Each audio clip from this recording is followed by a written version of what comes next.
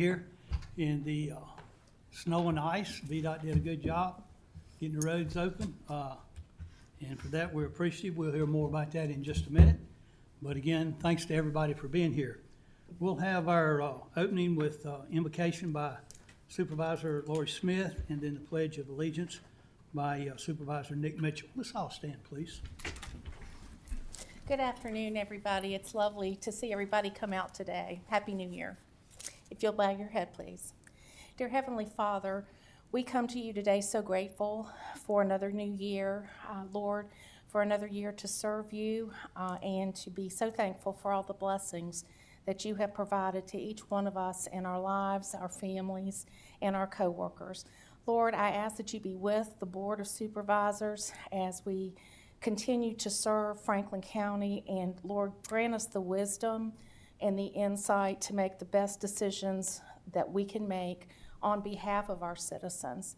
Lord, be with us today. Lord, I pray your will and your watchful eye of those that are ill and not well, Lord. Be with them, and I pray that you will guide us through this new year that we have, and that all of your will would be done. In Jesus' name we pray. Amen. Yeah.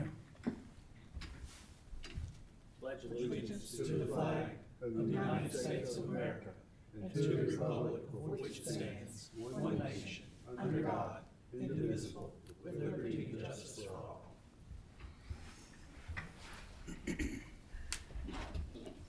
Turn this thing off.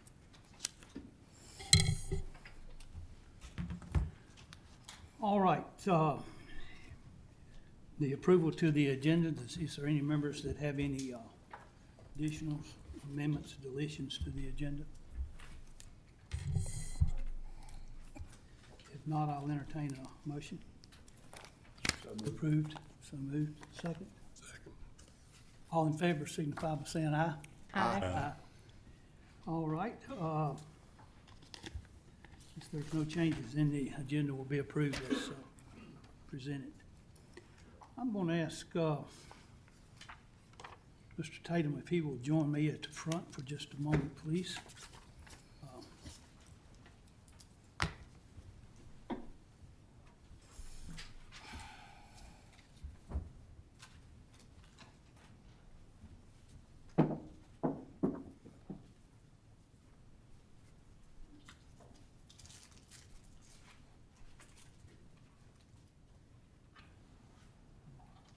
Read this stuff. Okay. Then we want to take some time this afternoon to recognize you for the dedication, guidance, and patience that you've shown over the last years. About 2023 as chairman. Since 2016, you have loyally served the county. I speak for the board and the residents of Franklin County. I want to offer the most sincere appreciation for your hard work on behalf of the citizens of Franklin County. And here's a small token of our gratitude for that. Thank you.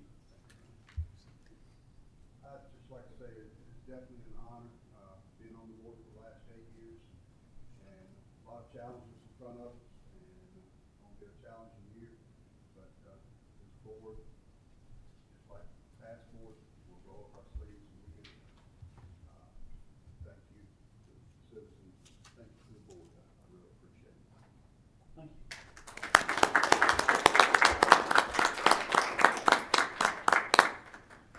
Well, it's Mr. Mitchell, if you have one step here, please. And you bring your camera with you.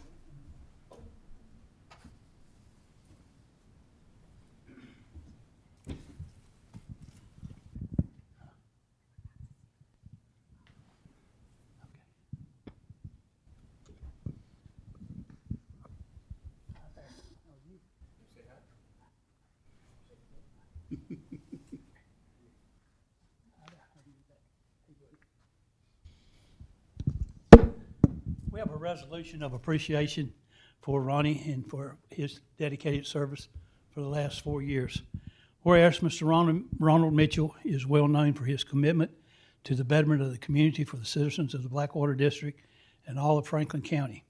And whereas Mr. Mitchell has provided 4 years of service to guide the development of Franklin County, and whereas Ronald Mitchell has served on the Franklin County Board of Supervisors as the Blackwater District Supervisor from January 1st, 2020 until December 31st, 2023. And whereas Ronald has faithfully, unselfishly, and steadfastly given of his time and talents to serve all of Franklin County, irrespective of the status of any individual, and whereas Mr. Mitchell is recognized for his passion for the citizens of Franklin County, and be it therefore resolved, the Franklin County Board of Supervisors hereby recognize the contributions made by Supervisor Ronald Mitchell, whose untiring efforts and good counsel will be sorely missed because they have made a positive impact in fairly good government and quality services for all the county citizens and visitors, and now be it therefore resolved by the Board of Supervisors to commend and express their sincere appreciation to Mr. Ronald Mitchell and extend their very best wishes to him. Yes, sir.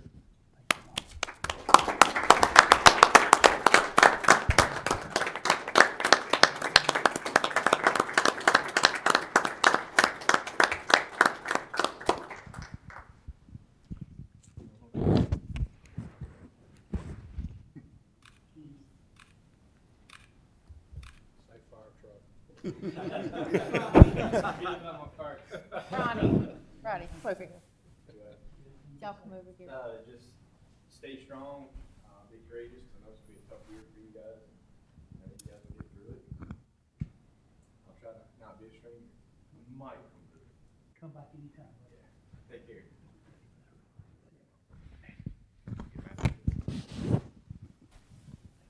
I told you to sit. Are you? These are my two kids. They're mine. They don't know it though.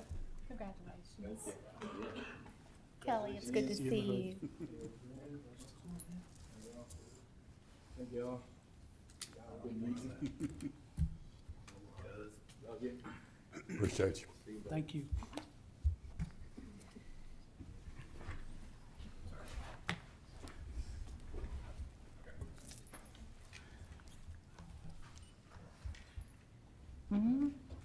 We were going to do one for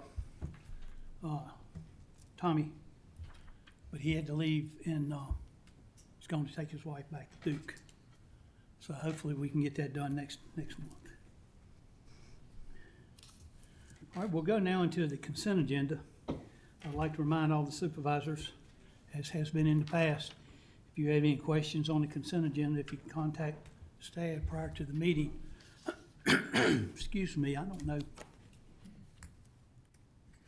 You got it. Prior to the meeting, we might get those answered. What's your pleasure in the consent agenda? Mr. Chairman, I make a motion that we approve them as presented. All right, got a second? Second. Madam Clerk, will you do a roll call vote on that, please? Supervisor Marshall Jameson, Yes. Supervisor Nick Mitchell, Yes. Supervisor Mike Carter, Yes. Supervisor Tim Tatum, Yes. Supervisor Lori Smith, Yes. Supervisor Dan Quinn, Yes. Chairman Thompson. Yes. All right, Mr. Daniels. You been shoveling snow today? Just a little more last night than today, though. More last night than today?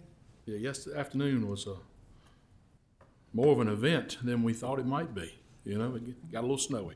Mr. Chairman, members of the board, thank you for having us. I got a pretty brief report today, and then take any questions or comments or whatever afterwards. So, pretty quickly here, like I said, for the last 30 days, we completed a pipe replacement on Old Forge Road, and jumping down to the next 60, we've actually completed 767 Perlman Switch. It's open to traffic. We got it open early yesterday before we got into the true snow fighting, if you will.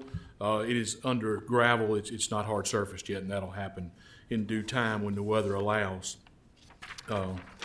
Moving over to the bottom of page 2, we've had a few safety studies, and you'll note a few of them were completed with no recommendations. It's one on Snow Creek Road and Goose Dam Road as a result of some crashes. The 843-635 Mormon Road request was obviously for the state-maintained portion of Mormon. And we turned that around very quickly. I caution the folks in Salem sometimes because that's odd. We don't usually get them done that quick. So they set the bar really high, right, Ms. Smith? That's exactly right. But they did a great job. They happened to be in the area doing something else, so they looked at it for us, and we did make a few very, very minor, small changes, but nothing to amount, no speed limit changes or anything like that. Moving on to page 3, just an update on the multiple projects on 220. They did go to advertisement, and we'll be receiving bids later this month on the Bondbrook Mill Road intersection project, and then the 697 Works Road through cut, the 619 Castle through cut, and of course the Pleasant Hill R-cut section. So we'll have bids on those by the time we come back to you next month, and we'll expect those to start this spring, very early summer. We'll see that activity. And Mr. Chairman, that's all I've got for today's report. Anybody got any questions for Mr. Daniels? Mr. Mitchell? Todd, I know we've spoke about this before, but the condition of Willow Creek Road has worsened, and it is deteriorating. Potholes and cracked, and I can only imagine it's going to get worse coming into the winter months from from pipeline trucks Yes, sir. running on it. And I just wondered maybe y'all could reach out to the pipeline or how VDOT wanted to handle that. We will. I was thinking, and Brian, I think they did some maintenance on it in the last 3 or 4 months. Is that? They just put some asphalt in it. Yeah, they did a little bit of patching, which is expected, and no doubt if there's more deterioration, we'll reach out to them. Patching, as you well know, this time of year is pretty rough. We will have to wait to warmer months, but we'll keep it, quote, maintained, if you will. And as we progress towards them moving out and they starting to shut down that yard, we will seek some more permanent repairs, most definitely. So. Okay, and also going down 619, going towards Snow Creek, past Mitchell's store down there, when you're going down the hill to Chestnut Creek, that one curve, it bears around this way. It's a real steep drop off on that side, and I've had several residents reach out to me wanting to know if they could possibly get a guardrail there. Is there a Red Cross or something in that car? I know what you're talking about. There's been several cars off down it. People have died there. Yeah, I think we received a request on that too. I don't know where it is in our chain, but we'll note that and look at it. Just for awareness, there are some criteria that we have for guardrail placements on various levels of roadway, primary, secondary, and that sort of thing. We'll look at that and see if it warrants the guardrail, and our traffic group will look at the crash data as well. So we'll take care of that. Thank you, Todd, and that's all. Mr. James? Good. Y'all I good? just have a quick one. Todd, for your ordinary maintenance, is Dudley Amos still on your list? Yeah, so Dudley Amos, as far as we need to patch it, yes. I think we did a little bit of work maybe. You sent me a good email on Yeah, it. and of course, we've got some dump truck issues that we believe are damaging the road. Yes. And we'll continue to work on that. Yes. I don't think, Ms. Smith, I don't recall that it's on the upcoming overlay schedule. I'd have to go back and look at my notes on that. But we got to do the patching on it. Yeah, I think the overlay schedule is maybe next year. I couldn't remember for sure, but Yeah. Because we are having that problem exacerbated by heavy equipment. yes, ma'am. Thank you, Todd. Thank you, Mr. Daniels. Appreciate you and your staff for everything that you've done. Thank you. Good to see you. Thank you.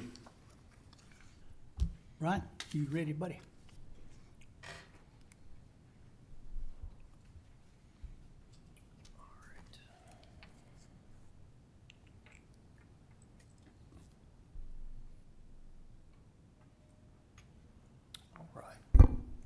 Mr. Chairman, members of the board, so for our finance report, through December 31st, so 6 months of the fiscal year, we would expect to be about 50% of revenues and expenditures. That's what we would be looking at.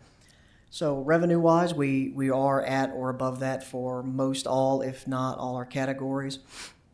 And we do have a little more detail on our property taxes that came in through December, so we'll provide that to you.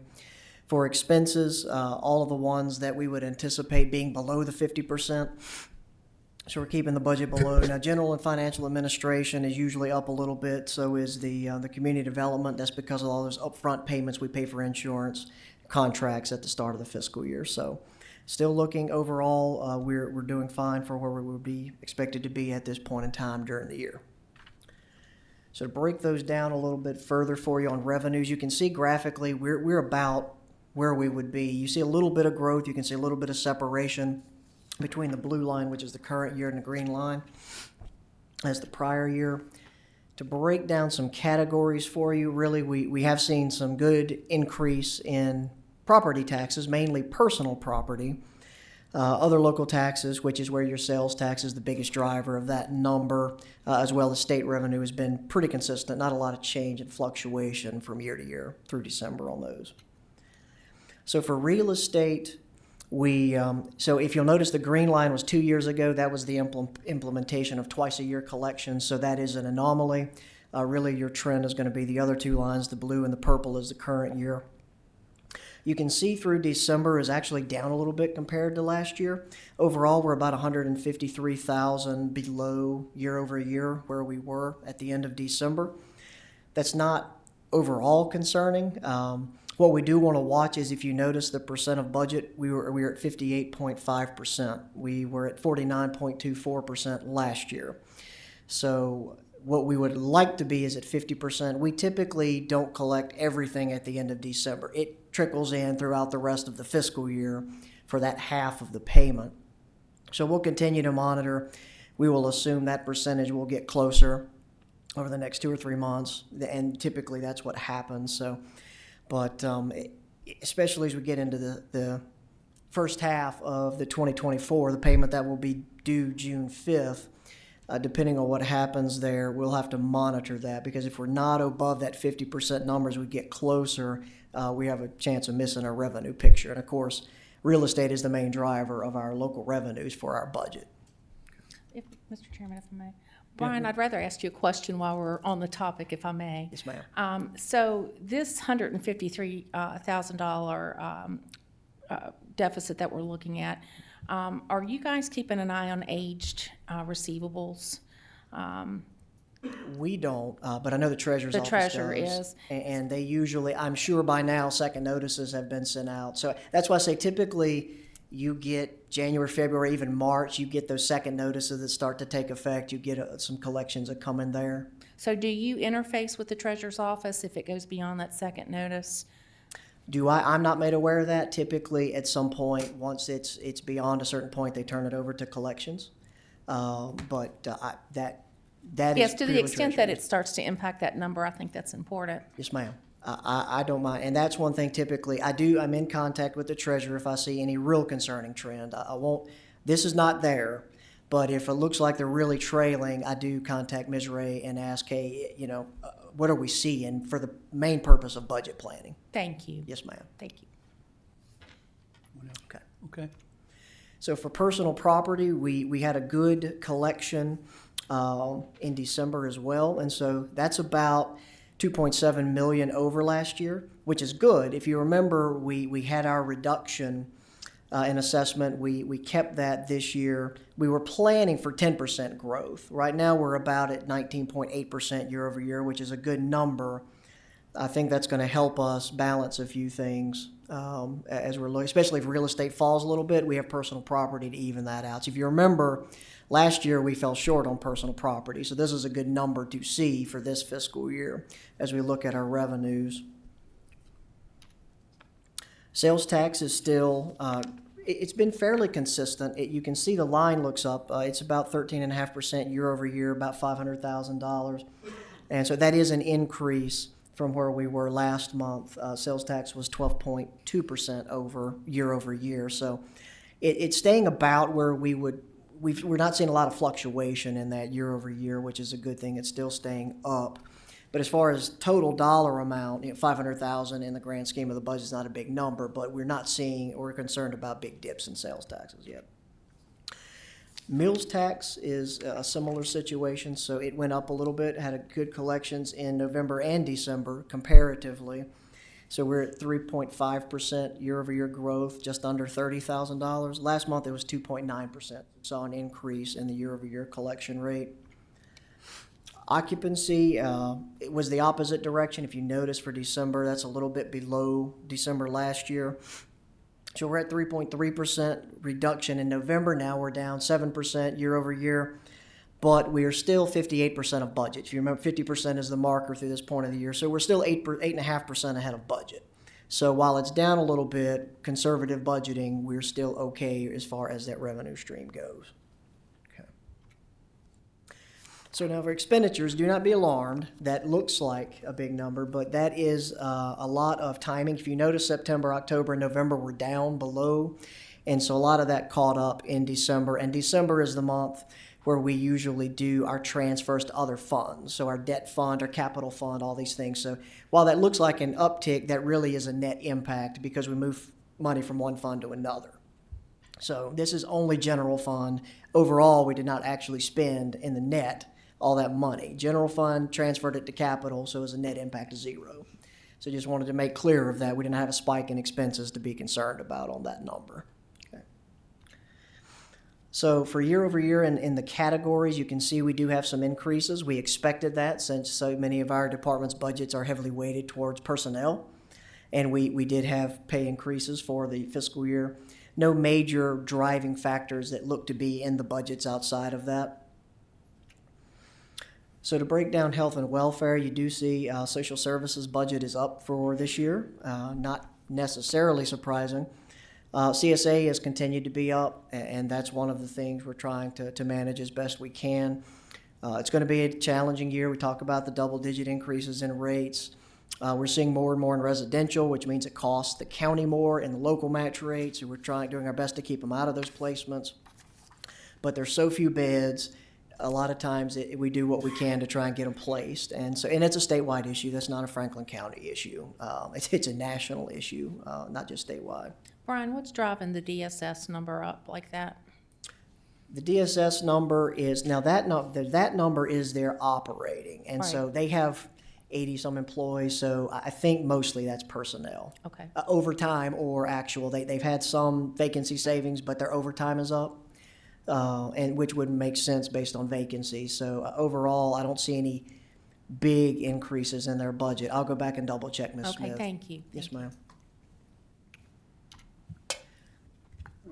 So as far as fund balance, so this is the audited number of unassigned. You'll hear a little bit more about that today with Mr. Stone's presentation. But $43.3 million is the unassigned fund balance number.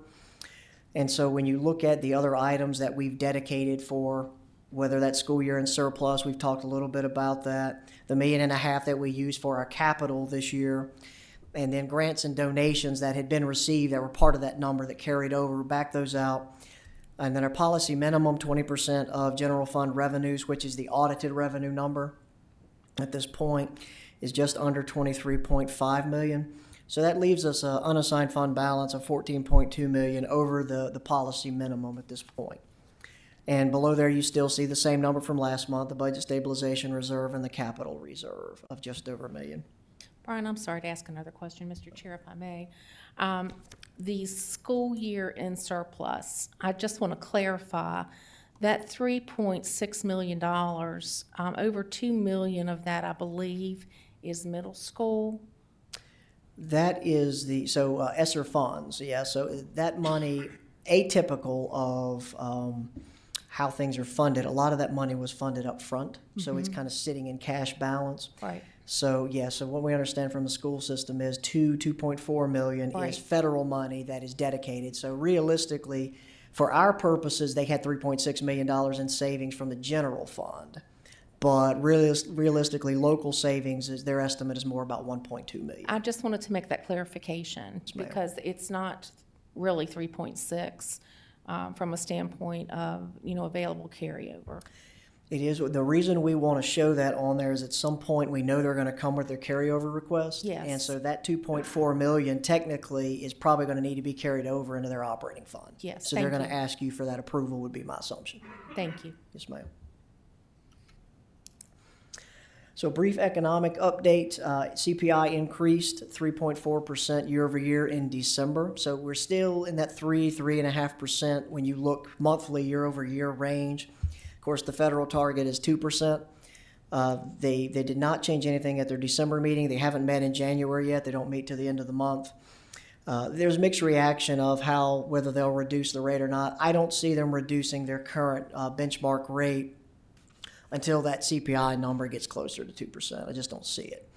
As far as the concern, I think they're looking at that. I think what you're seeing now is you're starting to see some items similar to, or essentially you're seeing a quagmire in the real estate market. Everything I hear or read is people can't sell, they can't buy, they can't build. And so the cost of money is too high. So, we're monitoring that as well. And of course, as we go forward in our budget deliberations, if you remember, we talked about the $2+ million in interest earnings we told you we balanced this budget with this year.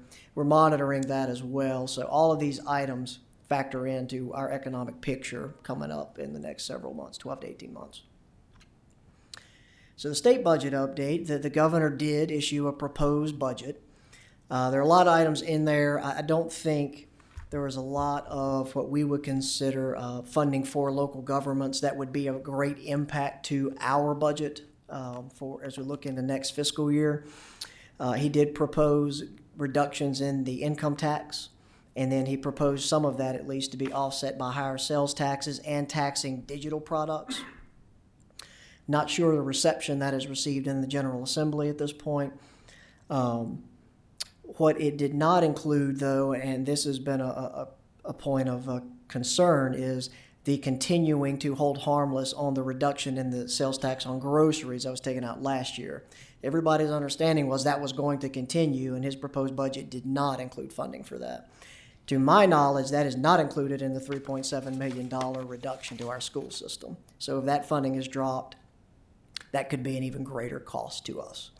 So hopefully the General Assembly will work that out. So while not part of the governor's budget, do want to make you aware that he had proposed eliminating the personal property tax on vehicles, or the car tax in quotation marks. And so not sure how much leeway that has, but just so you're aware, I mean, that's a huge number in our budget. So and anytime the state tells you that they'll find revenue to make it up, don't believe them. Everything that they've seen, that they've done that for us, it's cost localities every time. We will not. So if that moves forward, we as a locality are going to have to look at how we make that, because the bottom line is it will probably end up costing us money if the state eliminates that. It did fund, as far as recurring or personnel, a 1% bonus for school SOQ positions. On July 1, 2024, so not a recurring, just a one-time bonus, 1% bonus, and then a recurring 2% salary increase July 1, 2025. So we'll monitor that. That's only the SOQ positions, but of course we always try and provide across-the-board increases if we have the funding for it. Now for state and state-supported local employees, it was a 1% bonus on December 1st, 2024, and a 1% recurring salary increase July 1st, 2025. And then possibly another 1% bonus December 1st, 2025. So if you look over the next 2-year window, what the governor's proposed for state employees and state-supported local, which is our compensation board-funded constitutional offices, we're talking 1% increase over the next 2 years. I'm not counting a one-time bonus and recurring salary. So it's not a lot given the current environment of the next 2 years. So I think we had 5% and 7% this past year. We're starting to see the pullback at the state level that we're going to be experiencing here on the local level as well. With that, Mr. Chairman, that's all I have. All right, has anyone got any questions for Brian? Anyone at all? Seeing none, thank you for your report. Good report. Thank you. Thank you. All right, well, we're a little bit ahead of schedule, but we're going to keep it going that way so we freeze up after, well, it's probably already freezing up out there now. Corbin Stone, Managing Director, Robertson Farmer Cox Associated. Mr. Stone, if you'll come forward. Mr. Whitlow, you've got some remarks you want to make? Sure, Mr. Chairman. Thank you. Corbin Stone, of course, is no stranger to the board. He's with Robinson Farmer Cox, the county's auditors, and each year, of course, we're required by the Commonwealth of Virginia to hear from our auditors on our comprehensive annual financial report. And so Corbin is with us this afternoon to walk us through the audit presentation. And I'm sure the board, if the board has any questions there at the end for Mr. Stone, Thank you, Brian. he's, I'm sure, available to answer any questions. I will say I would like to thank Mr. Stone and his staff, but I'd be remiss if I did not thank Mr. Carter and the Department of Finance, who spent a lot of amount of time working with Mr. Stone on the audit. And in addition, Also the constitutional offices as well as our social services department. It runs deep, and our school system. So we appreciate Mr. Stone being here with us this afternoon, Mr. Chairman. Mr. Stone, thank you. All right, Chairman, board members, thanks for having me. He's absolutely right. This document, the audit report that you just received, is up to 176 pages of financial data, and it takes a lot of folks a lot of time to pull all that information together. And you're very fortunate because your folks do a wonderful job for you. I'll kind of walk you through, there's a presentation. We're going to go through the Cliff Notes.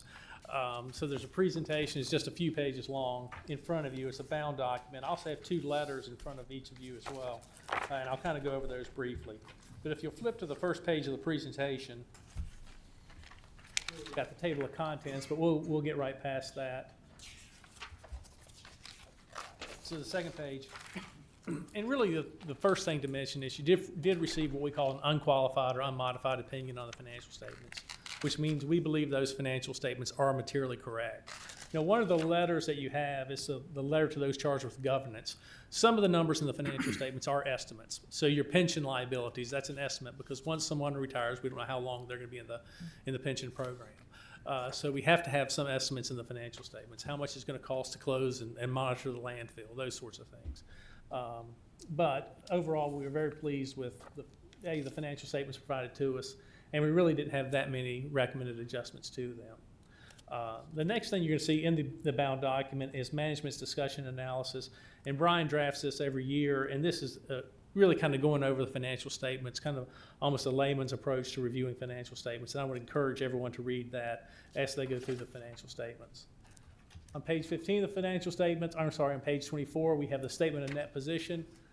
Exhibit 1, that shows all the value of all the assets of the county, cash, receivables, depreciated value on your assets or your net book value for assets. So that's kind of an overall view of the organization. If you were to close shop tomorrow, what are you worth? Sort of thing. Exhibit 3 is on the modified accrual basis of accounting. That's page 26. That's the one I really like to use. That's almost a cash basis. So it looks at cash, short-term receivables, short-term payables, and that's what we talk a lot about, fund balance. And I think that's a more accurate representation of where the county is. You're probably not going to sell this building and use those proceeds for anything. You're probably not going to extinguish your pension liabilities overnight either. Finally, page 167, we have our governmental accounting standards opinion, our federal grant compliance opinion on 169, and schedule of findings and question calls. We didn't have any questions calls. We had one finding related to adjusting entries at the school board, but we did see improvement from last year. We had the same finding last year. And now for the numbers. You've got some 7-year trend information. And a couple things here I want to point out. And you guys are going to think that Brian and I got together for our presentations. We did not. But number one, interest income, that 5th line down, that's up considerably from the prior 6 years in this 7-year analysis. You can see it stood at $2.1 million. I think you're already close to that number for the current year in the general fund. So interest income is really starting to pick up. And one of the things we always mention when that happens, which it hadn't happened in a long time, is for the school board, the county, everybody to make sure they get their reimbursement requests for federal grants and state grants in as quickly as possible, so you can get that money back in and the treasury can get those dollars invested. That will make a difference over time. The other thing to point out on this is the intergovernmental revenue, that's state and federal revenue. You can see back in 2017 it was $19 million. In 2023 we're at $30 million. And I think Brian stole my thunder a little bit, but after the Great Recession back in 2007, 2008, what we saw was a big ramp up in state and federal funding and then a drop off. And right now we're still in that kind of ramp up, if you will, but we expect to see, particularly with school boards, we do expect to see those dollars start to drop a little bit. The next page has just got your expenditures, and one thing you can note is that your revenues have actually been growing a little bit faster than your expenditures. But overall, expenditures grew at an annualized growth rate of 3.62% over this 7-year period. And ending fund balance, down there at the bottom, that has a compound annual growth rate of about 13.7%. But as I mentioned, I think it's good that you have a healthy fund balance right now, particularly what we expect to see in the next couple years. In the next 2 pages, I'm just graphing out information for you General fund revenues, your largest revenue source is going to be local taxes. Intergovernment revenue is number 2, but we do expect that to decrease. On expenditures, largest category is going to be education, followed by, of course, public safety, and then health and welfare. Now, really, we take a minute to review the county's reserves. We can see general fund balance, total fund balance for the general fund has grown at an annualized growth rate of about 13.7%. Cash and investments have grown at an annualized rate of 15.03%. And those tend to follow each other. You do get periods of time where receivables are greater than payables, so fund balance can be a little bit higher. If we look at the calculation of net government operating expenditures, what we do something a little bit different than Brian in calculating your ending fund balance as a percent of expenditures. We take total general government expenditures, the E911 fund, school board expenditures, and then we back off the transfer to the school board to come up with, what are you responsible for over the course of a year? And that stood at about $167 million. Excuse me. And you can see ending fund balance was just about 30% of that number. The other thing to point out, look at those school board expenditures. You can see they were $83 million back in 2017. In 2023, they're $102 million. These are operating expenditures, so might be some minor capital in there. But you can see that grew by almost $20 million. That was largely funded with additional state and federal money, which, like I said a second ago, we don't expect that to stay up as high as it has been, particularly for the last 2 or 3 years. So ending fund balance as a percentage of expenditures, just below 30%. Ending cash as a percentage of expenditures, 29%. Your unassigned, essentially your reserve fund balance, if you will, was $347 million. I'm sorry, $347,000. I wish it was 43 and 347 million. But that stood at 25% of that calculated expenditure number up there. And GFOA recommends about a 16.6%. So you're slightly above that. But again, I think you're probably peaking at the right time. The next page, I'm just going over some of our audit recommendations and one finding in the report. It was a repeat finding that we had some material adjusting entries to the school board financial statements, but we did see improvement out there. Other recommendations, we want to track delinquent tax balances in the general ledger. Right now, they're not integrated with the general ledger, so we can run a delinquent list, but it's not showing up in the general ledger what the receivable balance is. Social Services Department credit card documentation, we test 2 months every year. The first month we tested looked great. They had documentation for each purchase. The second month we tested did not look great, and we had a change in personnel. So we've made them aware that they need to get detailed receipts every time they use a credit card. And it happened during the course of the year. There's still some cafeteria funds held at the school board. We recommend that if they want to hold them or get those bank statements monthly, that's fine. We'd also like to see those bank statements brought over here, or at least on the treasurer's books. But right now they're held outside of the county's financial information. We have to integrate that in. I think there's some progress on creating a separate school health insurance fund. They're self-insured, so we want to see if it'd be easier to see if they're building balances or depleting their reserves during the course of the year.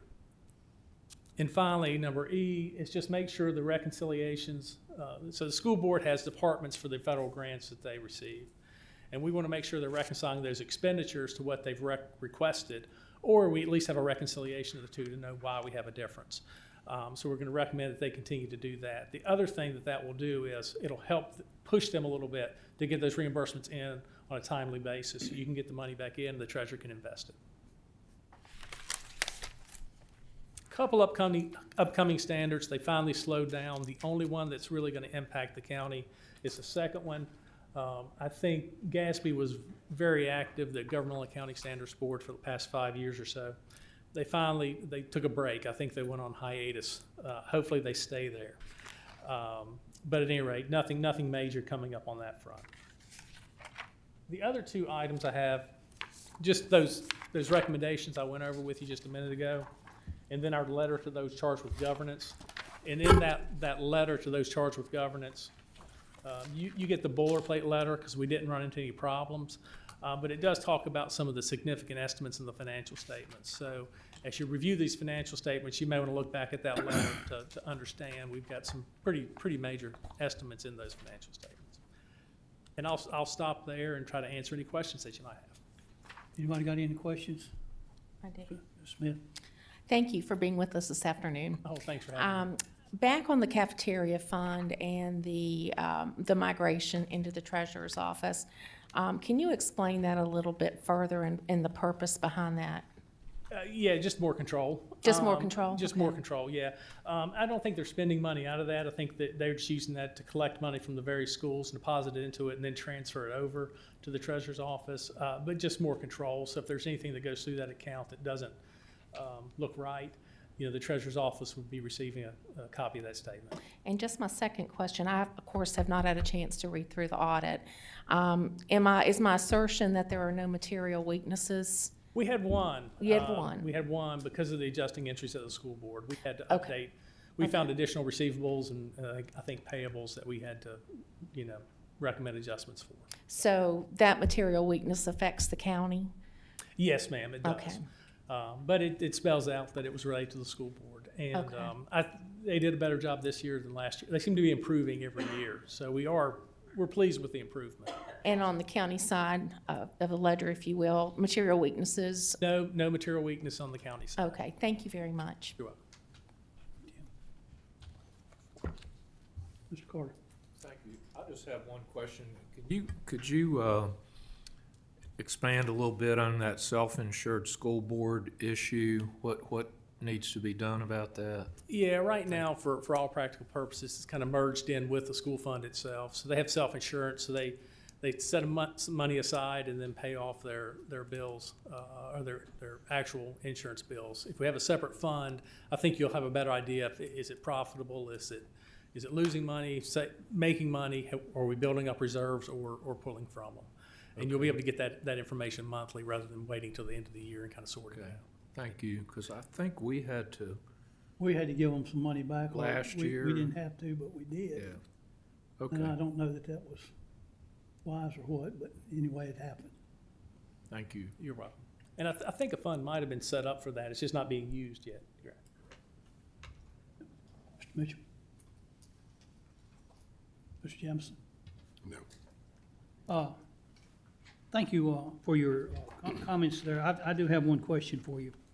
Moving forward, you alluded to it a little bit there a while ago with our fund balance.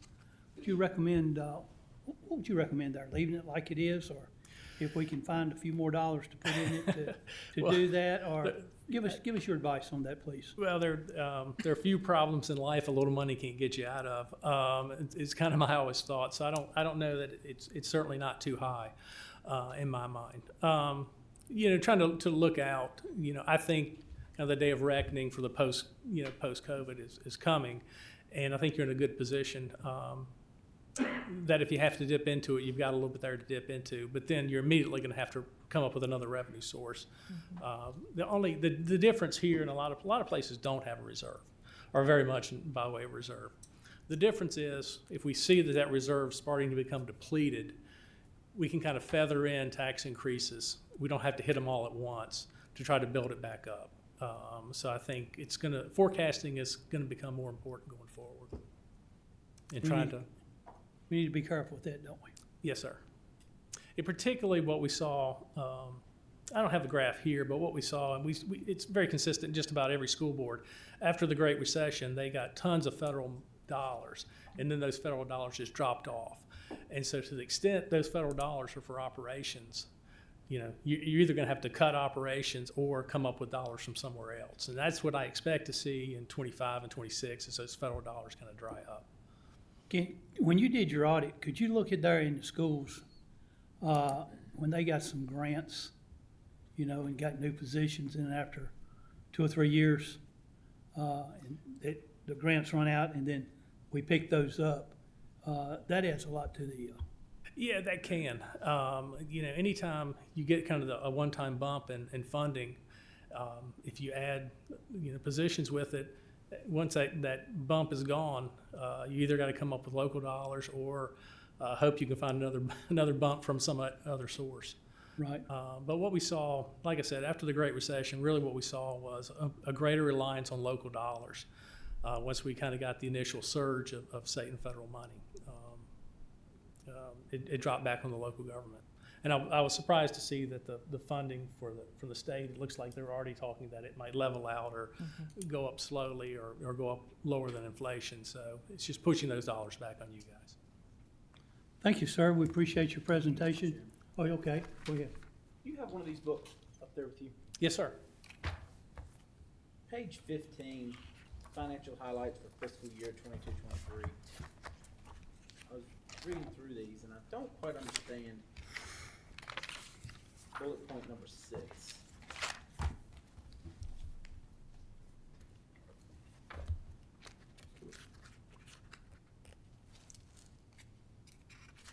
Oh, yeah, so the school board has a net deficit, negative equity. And that's on a full accrual basis. So that's taking all their assets minus all their liabilities. The reason you have that deficit is because of the pension plan. They're in a statewide teachers pool, which years ago was not properly funded. So like on your retirement, my retirement, most folks' retirement, a percentage of their salary goes in every year. So years ago, what the state legislature allowed was funding that at a lower amount than what the actuaries recommended. So we developed this deficit over time. The other thing that happened was the retirement system had an expectation to earn 8% on their investments. And of course, that's a pretty, I don't want to say it's too aggressive, but that's a little greater than what we would expect a pension fund to earn. So when they lowered that expectation, that drove up the liability. So they lowered their discount rate. I think it's 7.25%, 7.5% now. I don't know if you know off the top of your head. So they lowered their discount rate, which drove up the liability. But that deficit at the school board is due to their pension plan. Thank you. And you will fund that over time. It just means the contribution rates are going to have to be higher over time to make sure that's covered. But it's a good question. Thank you, sir. Appreciate it a whole lot. Thank you for what you do for our county. Yeah, my pleasure. And my contact information is on the front of the handout. If you do have any questions, just shoot me an email or give me a call. I'm happy to help you in any way I can. Thank you so much. Thank you. Ms. Torrance, we'll take our 10-minute break here for everybody to get there. We'll be back at, you be ready to go at 4 o'clock? You got everybody here? All right, so that'll give us, move it up 10 minutes. So we'll take our break now and we'll be back at 4 o'clock ready to start. Thing back on, don't it? Maybe somebody can hear me. Ms. Torrance, you ready? Commissioner of Revenue, she's going to be presenting Mr. Eames, Vice President, and Agnew status. Agnew's been with us for a long time, and so on the appraisal. So, Ms. Torrance. Okay. Thank you all for having us again. This evening I have with me Gary Eames, owner of Wampler and Eames Appraisal Firm, and his residential appraiser, Agnew Stathos. And they're going to give you another presentation. This will benefit the prior members that weren't on the board and go in depth maybe with some more information and how they arrived at the values they have and answer any questions that you all have. But so I'm going to turn it over to them. All right.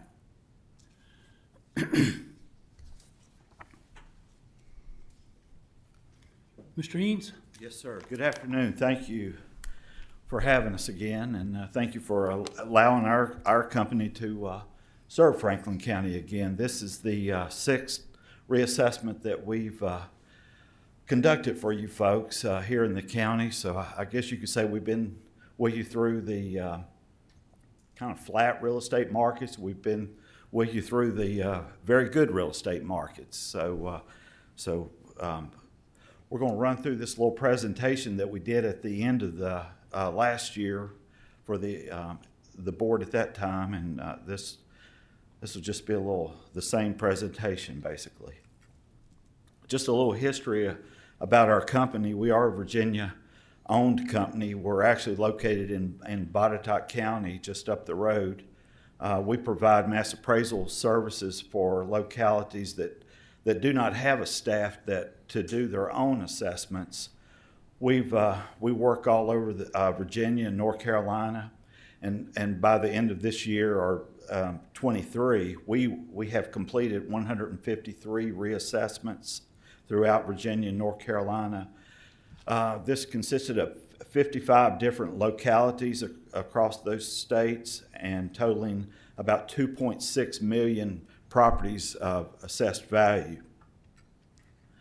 Why do we have these reassessments? First of all, it's not a state, or it's not a board mandated ordinance. Basically, this is the state of Virginia. The Constitution of Virginia requires that each county reappraise or have a reassessment, and it's based on population.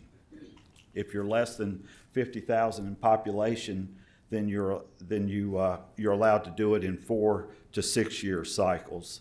Franklin County has always been on a 4-year cycle ever since we've worked here. Again, this is not mandated by you, the board, or the Commissioner of Revenue's office. This is mandated by the state of Virginia that requires that we do this. Another reason for doing a reassessment, this Department of Taxation, they do a ratio study, which I'll get into a little later. Every year, they look at what the sales are within your county versus what properties are selling for. And if that ratio drops below 70%, then the states, they're going to suggest that you folks do a general reassessment to get the values back where they should be. The first step in the appraisal process is we come in and do a comprehensive sales study. So at that point, we're looking at sales that have happened in the last 4 years since we were here. Our company actually takes it all the way till the end of the cycle. So right now, even though we're right here in January, we're still looking at sales that have happened in 2023. So we analyze sales right up till the last minute till we send the notices out. Before the notices are sent out, we would send a field inspector out to all the properties that are accessible. We knock on each door. We verify the information with the property owners as far as number of bathrooms, the year built, do they have basement finish, has the house been remodeled. If no one's at home, we try to leave a little door card letting them know that one of our field inspectors has been on their property. One thing that we do, we divide the county up into smaller neighborhoods or market areas. And right now in Franklin County, we're up to 179 neighborhoods or market areas. And what that means is we're comparing you to your market area. So if you live in Ferrum, we're comparing you to Ferrum. If you're in Boone's Mill, we're comparing you to Boone's Mill, Rocky Mount, and so on. And then you can get into the named subdivisions like Water's Edge. We would compare the sales within Water's Edge to Water's Edge folks. Waterfront versus non-waterfront lots. So we just think that's very important to break the county down into these market areas. So, we're comparing, apples to apples, neighborhood to neighborhood. So throughout this entire process, we've updated these neighborhoods and we've analyzed the sales and we've entered all this into your mass appraisal system and we've checked and validated for, accuracy. Our field inspectors, they utilize all the tools that we have available to us. We use the GIS to look at property lines, topography, open land versus woodland. We look at the waterfront. We can also use it to look for other structures on the property. All of our field guys, probably 95% of them, have an app on their cell phone too. And I've carried this to the field and I have shown it to a property owner of their property lines and go over the breakdown with them also. So there's apps that we use even on our cell phones. Our goal is to produce accurate appraisals and above all, equity. So if two houses are identical, side by side, maybe not neighborhood to neighborhood, but side by side in the same neighborhood. We want to treat them the same. So this is where we get into the sales study that the state looks at when we're finished. The easiest formula to explain this is if I assess your home at $80,000, but yet you paid $100,000 for it, then I'm only at 80% of market value. And remember, our goal in the state says we have to be at 100% market value the day we leave your county. When this process is complete, we will send notices out to all the property owners. At that time, they will have a chance to review their notice and decide if they want to make an appointment with one of our appraisers to come in and discuss their assessment. Should be known that that increase is not a reason to appeal. It's market value, or is there something wrong with their property that we don't know about. So they will have an opportunity to speak to one of our appraisers. If they're not pleased with that process, they can come back and appeal to your local Board of Equalization, which those folks are appointed by the circuit court under recommendations from you, the county. Agnew is going to talk about some market trends that we've seen right here within Franklin County now. Thank you. My name's Agnew Stathis, and I'm going to go over some trends we've seen here in the county over the last 4 years. We actually went back to 19. Our last assessment, you may recall, was effective January 1 of 20. So we would have been using 19 sales for that data. Just like for 24, we're going to be using 23 sales. So this is sort of a summary of waterfront access homes. We broke it down to 3 categories: waterfront access, waterfront, and then county. And in 2019, you can see we had 347 sales. This chart here gives you the year of the sales, the number of sales, the percentage of list, which is what percentage they paid of asking price, and the average sales price. So back in 19, in waterfront access homes, the average sale was $495,000 with 347 sales, 95% of listing.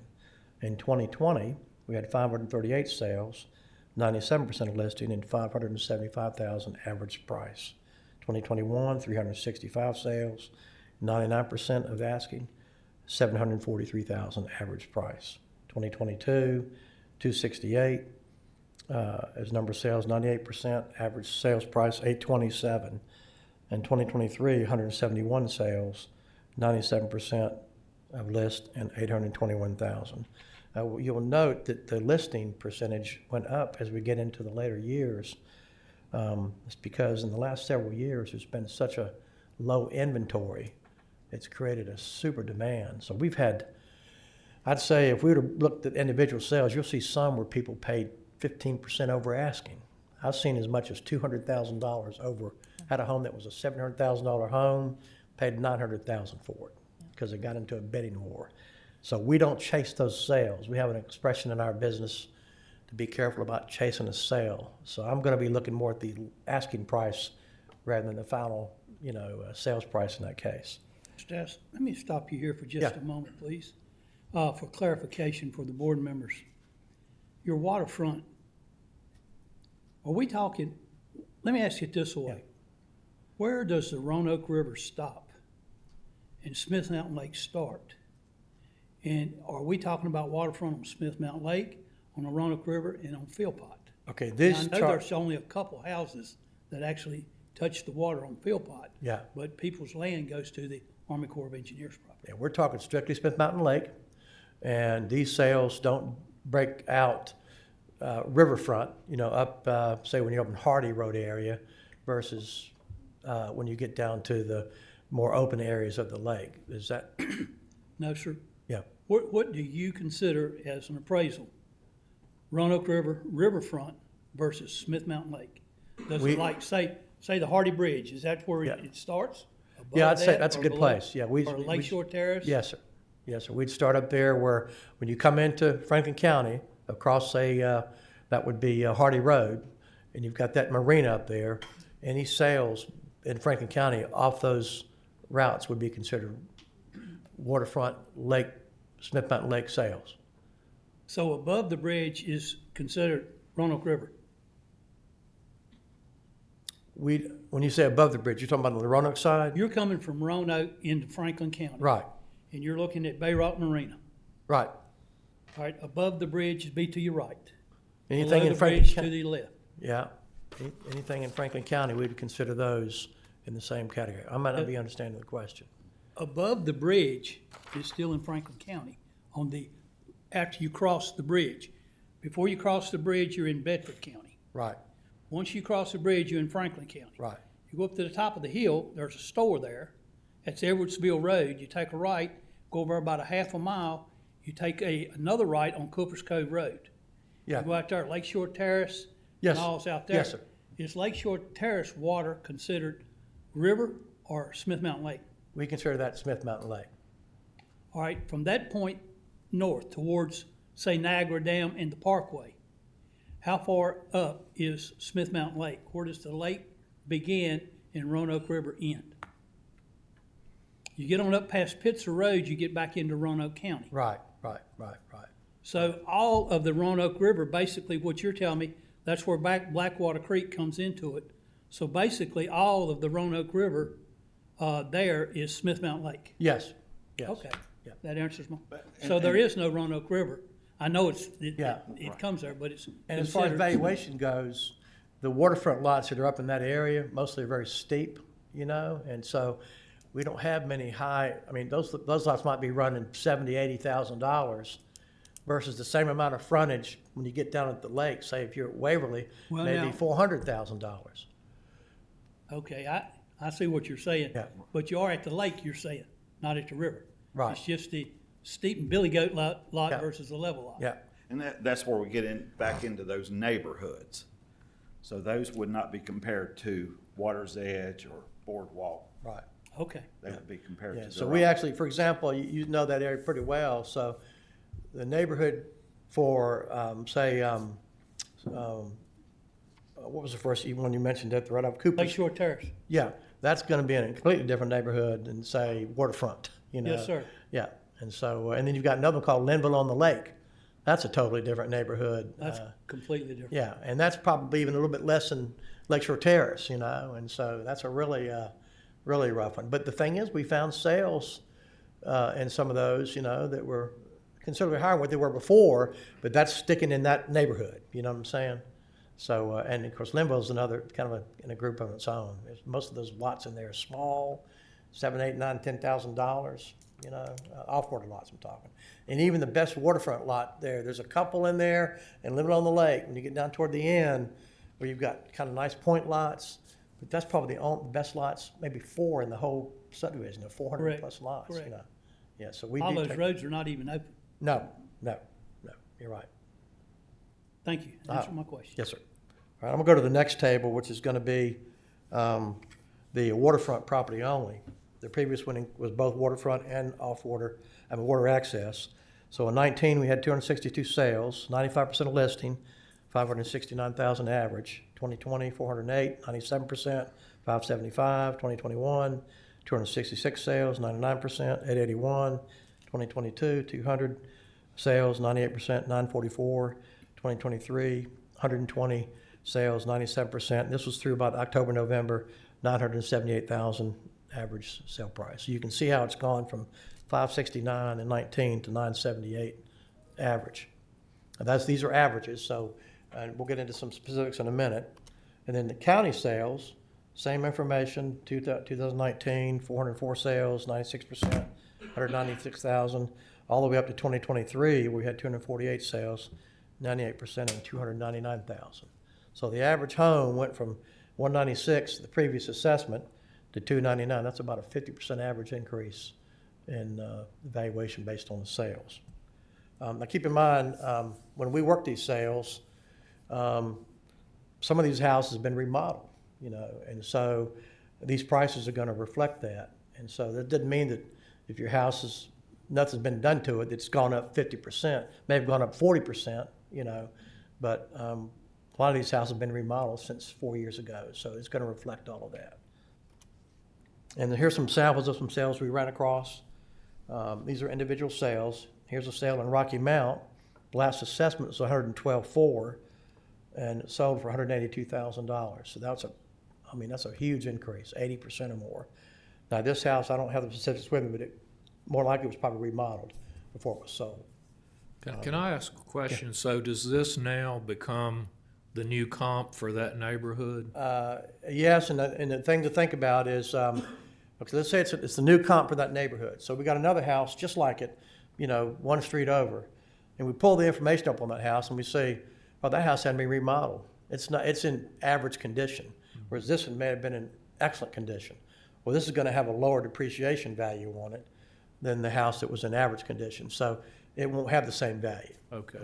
And so that's why, we try to caution people, and Gary mentioned at the beginning of this hearing, increase is not a basis for an appeal, because you've got to get into what were the dynamics of the increase, And so I've had people come in and say, well, I don't understand, my property went up less percentage, more than my neighbors, and yet I've got the same house. Well, I said, well, let's pull up the neighbor's house and look at it. And so I pulled I had this happen several years ago. I pulled up, this is on the lake, and these people had a little bit smaller house, and their value was higher than the neighbors who had a bigger house. When I pulled it up, the neighbor with the bigger house had a big old 2,000 square foot basement. We had it as unfinished. The neighbor, the appellant said, well, wait a minute, that house has got a finished basement. I know it's finished, I've been in there. So I said, well, do you know if they've ever had it on the market? I said, do you know if they've ever had it on the market? And she said, well, yeah, it was on the market. So I pulled a listing up about 2 years ago, it was on the market, and sure enough, that 2,000 square foot basement was finished. So once we corrected that value came up, and now they weren't out of line, So it's just so, and it's natural. We want to say, well, gosh, mine went up 35%, my neighbors went up 20%, and I've got the same house or whatever. How could that be? And so you just have to caution against people using that as a, Oh, his neighbor on the bus, did he? Here's another example, sales price for $190,000. The current market was $83,000. Union Hall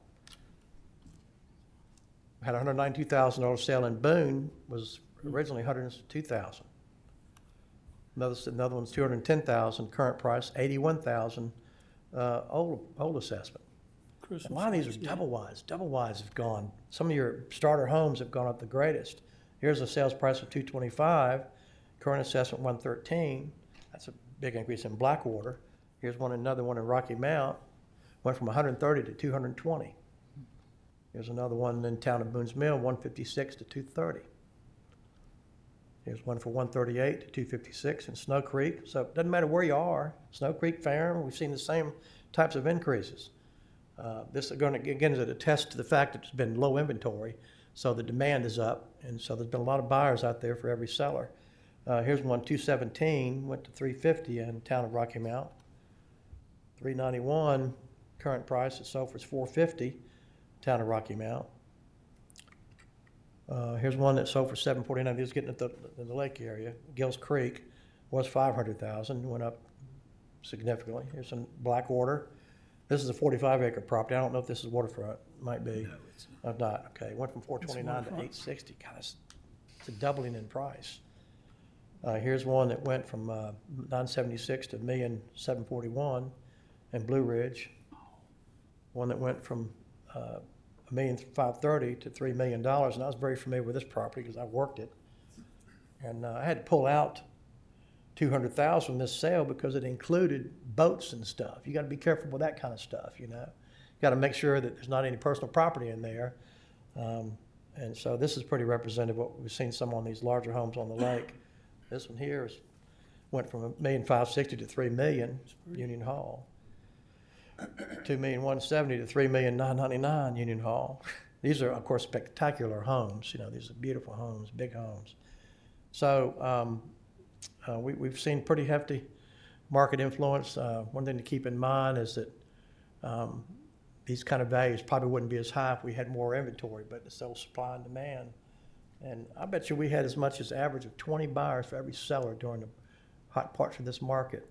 And haven't seen any evidence. I'm looking at 11 December 23 sales, and not seeing any evidence that the market is slowing. So we still have an inventory issue. you know, so I don't know how long this is gonna last. But, that's pretty much, my presentation. Any questions y'all have for us? So have you done a statistical analysis around the results? For example, I'm interested to know how the dispersion of the results are. If you looked at all the results in a bell curve, is the bell curve narrow or is it very wide? And the reason I ask that is I think that dispersion of results will help you understand how uneven this will apply to all the people. Like in Boone's Mill, if the prices didn't go up at all, but somewhere else they doubled, Yeah. well, the tax impact will be different on those people. So I was just curious what you had done in terms of the statistical analysis around the results. We looked at some median stuff, didn't we, Gary? And We did. When we run our ratios, part of that is the coefficient of dispersion, which, measures that frequency or how far you're getting away from the midpoint. But we do it on a neighborhood by neighborhood basis. As appraisers, we don't study how much Boone's Mill is going up versus Ferrum, the results. We're just looking at neighborhood by neighborhood. So I understand that, but actually my question is really the dispersion between neighborhoods. So for example, if I'm just making this data Yeah. up, but if you found Boone's Mill didn't go up at all, right? It was Yeah. like Yeah. over 4 years it didn't, but maybe Union Hall, everybody doubled. Well, when it comes time to applying the tax rate to the new assessment, the rates are gonna double for the people. Right. That's true. And Yep. it's not gonna go up at all. again, it's gonna be on a neighborhood by neighborhood basis. So if Boone's Mill, say, we saw, nobody was flat, let's say we saw Boone's Mill was up 30%, right? The neighborhoods in Boone's Mill, well, then they would see their increase in value is up 30%. And let's say we go over here to, let's pick a subdivision like Waverly. And let's say Waverly, which is a waterfront community, let's say they were up 40%. Well, then their values aren't gonna be up as much. So you could, in a sense, you could say there's gonna be the tax, liability or tax responsibility is gonna shift more to the Waverly area, because they had a bigger percentage increase. Because when you start applying, I don't know what they're gonna do with equalization here, but you start equalizing and bringing the tax rate down, if you do that, but then obviously the people that have the larger increase percentage, you're gonna see more of an increase in their taxes. Another factor to consider is when you're at the lake, you have a lot of little 1 acre, half acre, postage stamp lots. When you get out in Boone's Mill, so let me give you an example. Let's say you have two houses exactly the same. One is on a 1 acre parcel, the other's on a 30 acre parcel. The one on the 30 acre parcel is gonna see a lower percentage increase average because we didn't raise land 30–40%. We didn't have sales that supported raising land values. Even at the lake, there were some, but lots were selling at the lake, not a whole lot different than they were selling 10 years ago. Now, if you had a point lot with 800 foot of frontage, there's just not as many of those. We're bumping those. We saw those go up.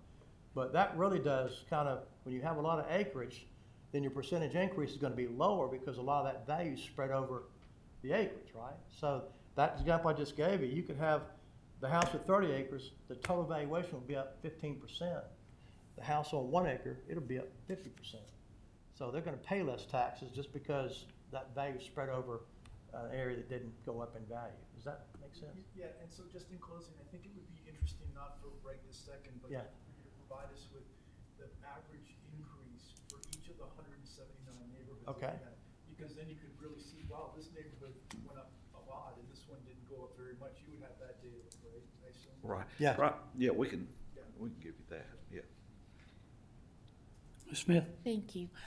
So the last time that you gentlemen were with us, we were talking in the vicinity of a 30 to 35% average increase. I am thinking maybe that has been revised, given what the values that I'm seeing. So can you apprise the board of what our constituents should be expecting? Okay. Again, when I give you this, it'll be an average. Understood. So you see some houses will be up 100%, some could go up 200%. But countywide, what we're looking at right now, your residential properties, if we sent them out today, now remember, we're still looking, But if we sent them out today, residential would be up 55%. Wow, How much? 55. wow. That was gonna be one of my questions, 55. And that's residential only. And that's an average. That's the average. So anybody that's gonna come up on the higher end of that average is gonna be bumped 20 points from it being 35% before. Right, Excuse me. yes. But this is average. Multifamily is up 26%. Your commercial industrial, 16%. Land between 20 and 90 acres is up 18%. And anything over 100 acres right now is up 9%. County taxable, with all these combined, you're looking right now at 47% Average increase across all Average in- categories. with everything, yes. Oh, if you don't mind, I'd like for you to, let Madam Clerk have that so we can have a copy of that. Okay. All right. When you send those out, can you put the respective supervisor's name on whichever district they go to? Okay. Thank you for that. Why you wanna do that? I know why he wants to do it. This is your copy. Do you? Oh, You have more? Can I give it? to you? Okay. I need good life insurance policy.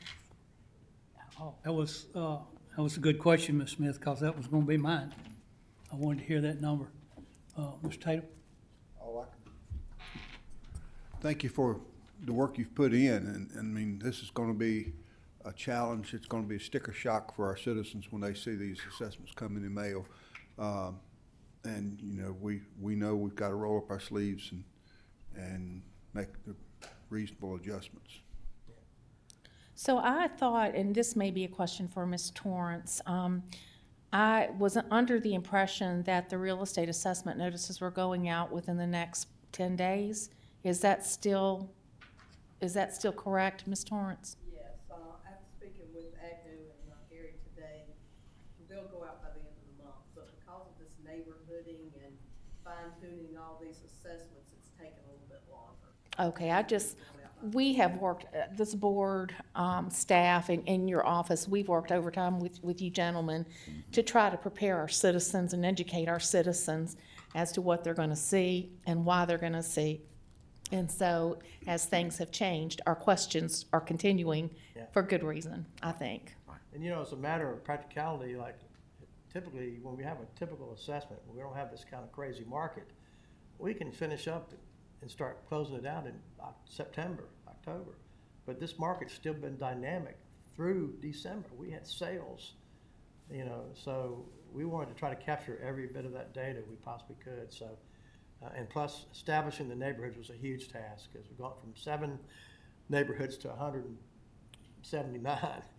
And that's very time consuming to go. You have to look at aerial maps and you have to try to figure out, okay, because sometimes you'll have an insert map that's got 100 lots in it and 50 of them are on the lake and 50 of them are not on the lake. Well, you can't have those in the same neighborhood because the off-order lots are averaging $30,000, $40,000 and the other lots can be $300,000 to $800,000.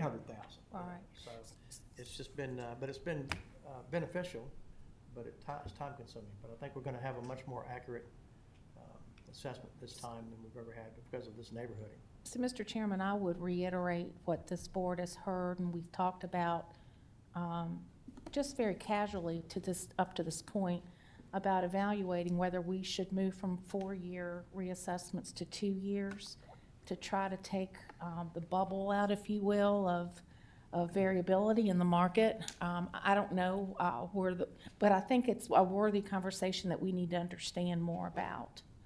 I'd like some perspective on that too. I would give is we've been doing this county since 2004 assessment. The 2008 assessment, we had a huge bump. Kind of reminded me of this. 2012 wasn't much. 2016 we dropped the values. 2012 we dropped the values. 2016 they were kind of relatively flat. 2020 they were up maybe 7%. And also when we get to 2024 and they're up 50%, right? But that's been, the last time we had that was, what, 2008, which was 16 years ago, you know. So these are not normal. This is very abnormal. Well, I just think we need to give careful thought as to how we can minimize impacts with the variability in mind that does occur in the market. But with that variability in mind, how do we protect to our utmost potential the impacts, and do we have tools in our toolbox to do that? We both are in Roanoke County, and we saw our numbers go up last year, what, 20%, 25%, just in 1 year? It's just crazy. Mr. Jemison? How long would it take y'all, like Lord was saying, if we are looking maybe going every 2 years? Can you give us any forewarning of what the market's doing ahead of time, and time enough to do a reassessment? That would be tough, because it is, it's. Because we always have to look We're in history. Yeah, we're historians. No. We're basically follow the market, and so. I can tell you personally, I've been doing this for 20 years. We started in August of 22 with this assessment. And I was thinking surely by the time we get to 23, we're going to see the market level. And if I was talking to you back in late 22, I'd have said, I'm sure we'll see some decline, right? Well, maybe the market slowed a little bit, but the values haven't gone down. So I'd have been dead wrong if I'd have talked to you in late 22 and estimated that the market, I've been shocked. And I've been doing this a long time. And it's been that way everywhere. No matter what county we've been in, it's the same thing. Nothing special about Franklin there. Thank you, guys. I met and talked with the commissioner a little bit last week, and the market just is what it is, but I think you guys have done a wonderful job breaking this down the way you have. When I went over it, I think it's about as good and equitable and fair way to treat the citizens as you can get, and I think y'all did a wonderful job. Thank you. Carter? I just got one, I think you've done a good job, and I appreciate it, and thanks for everything that you've done. Are you seeing this trend statewide, pretty much the same, and then nationwide? We are. Of course, we concentrate in Virginia and North Carolina, and it's the same way. It's been that way since 2020. We've just seen it steadily increase everywhere. So it's just not here. It's not just here. I'll tell you an interesting story. I was working in Bristol, and we did the Bristol, Virginia assessment for 2021. So we finished up the listing there, which is the idea, just picking all the properties up, getting them all listed by May of 2020. And I called Gary. He said, what are you seeing trend-wise? I said, well, maybe 5%. It's pretty minimal. This was May of 2020. Well, we didn't finish the job up until, we'd actually finished the number crunch until November. When I got to November, started looking at all the sales that happened in June, July, August, it was up 25%. So from May, we were seeing about a 5% average increase to 6-7 months later, 25% increase. So I've never seen it like it in my life. Crazy. Thank you, gentlemen, for your,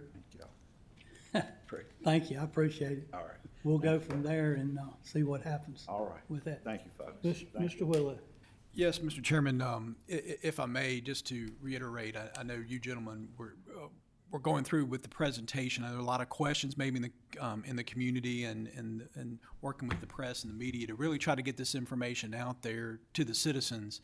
Specifically, I think you all mentioned that y'all worked, I think it was 179 different neighborhoods to really drill down to make sure that you're trying to compare apples to apples, meaning, that some of that lakefront property that you showed earlier is, apples to apples, lakefront against lakefront, not necessarily lakefront against property, we're 700 square miles completely, many, many miles on the other side of the county. All areas of the county were looked at specifically, not necessarily holistically, but specifically within, those neighborhoods. And I think that's an important message to get out for our citizens to understand, because I know sometimes, we hear anecdotally, hey, that's because of the property over on this area of the county is causing my property to go up. And from what I understand with the comps and the everything that you've shared with us today, that's not the case. With your work. It's based entirely on the market, the real estate market. And then in that area. And then secondly, I guess for the benefit of the citizens, and maybe Ms. Torrance is with us, and I think was already asked about, in the next 10 days or so, that assessment notices will be mailed. It may be helpful, Margaret, I don't know if you could share a little bit about, and maybe, I know the assessors are here, the reassessment, the appeals process, kind of next steps, because I know a lot of our citizens are going to ask when they get their assessment, well, what do I do next? And there's some other steps in this with the appeals process and other things, all the way up to the reassessment hearing and so forth. So that may be helpful also for those that may be watching this afternoon. Well, on the notice that's mailed out will be details. It'll show the last assessed value, current assessed value. It'll have all that information there, and on it are going to be dates for the hearings that will be established, and it'll be instructions for people to know where to call, how to approach the county to talk to the assessors. So all that's going to be on the notice that they receive in a couple of weeks. And we're looking for those hearings during the month of February, I think, Yes, Margaret? yes. And then from there, I think it's already been said, it's just understanding that it's not necessarily Margaret's office or necessarily the Board of Supervisors and so forth that, is really deciding the cost of property. It is really based on market sales specifically to a neighborhood. Cannot emphasize that enough. But then secondly, it is upon the board, and of course, we're working through our budget process, working over the next several weeks to go through our budget process, when we will recommend a balanced budget, required by state code also, and the establishment of the real estate tax rate. And I know we'll be working with the board on that in the next several weeks. So just want to make sure we're trying to get as much information out to the public as accurately as we can, because I know board members, you will likely be receiving a lot of calls, as a lot of offices, and rightly so. We also are posting a lot of this information, I think, Margaret, on your website and your web page to really try to get information out. What is reassessment? What is it? What it's not? And next steps. So. And I think a lot of people understand too, this is market value, fair market value. So their property is worth this money. I mean, and people shouldn't question that. If they've been buying or selling, they know what the market's doing. I'm sure they're not happy about the tax consequences, but that's still yet a budgeting issue. But they know basically what they've got and the value. Everybody wants their property to be at that $100 to sell, but they want it at the $50 for taxes. Right. Ms. Torrance, Mr. Tatum has a question for you. No. Okay, Margaret, one question that I have. This list of neighborhoods, do you have that available? I do not, but Gary and Agnew have. You might want to get a copy of that, and the reason being, when these people start storming your office, because I hear it all the time on my end of the county. Yeah. It's the lake is driving my property values up. They think they're being compared to the lake. It might be helpful for you to have this list, so when these people come in, you can say, your comparison was made in this neighborhood. And that way they'll see that it's not coming from across the county, it's coming from their neighborhood.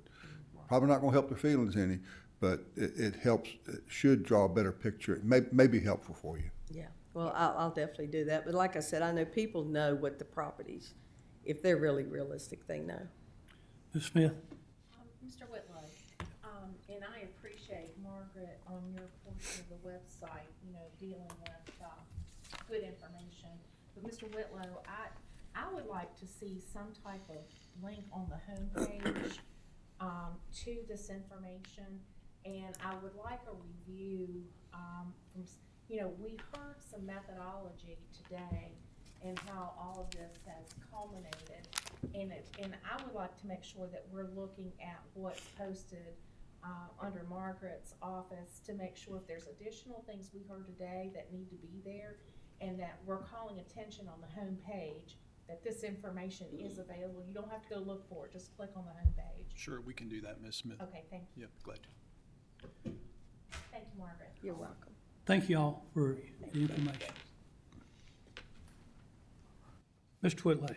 Yes, Mr. Chairman, just a couple of reminders. Of course, this Thursday, 3 o'clock, the board will have meet again. Our new meeting schedule, 3 o'clock on the third Tuesday, as we did this afternoon, but then on The Thursday following the third Tuesday is our afternoon appointed time for work sessions, and we'll be having that this Thursday afternoon at 3 o'clock.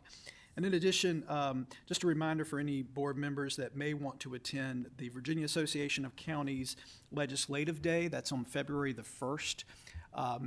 Please let our office know. There is still some available rooms there in Richmond. If you would like to attend, it's a time to meet on Legislative Day on February 1st with the legislators.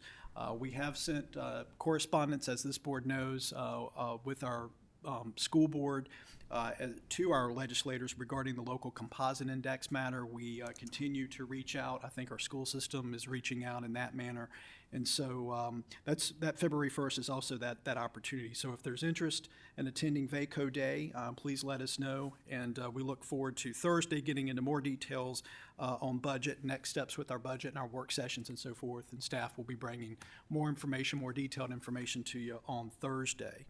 And Mr. Chairman, that's all the immediate upcoming events and other matters that I have. I'd like to thank county staff, Public Works and Solid Waste specifically, and during inclement weather. I see Mr. Galden here in the boardroom today for getting our collection sites open. And the landfill doesn't stop. Operations have to continue moving even when we have delayed openings. And I appreciate all the men and women that work out there in the elements. So I'd be remiss if I did not thank them and all the county staff. Ms. Rosser's here and her staff this morning working diligently, and others, Parks and Rec, to get our facilities open. So I'll pause there, Mr. Chairman.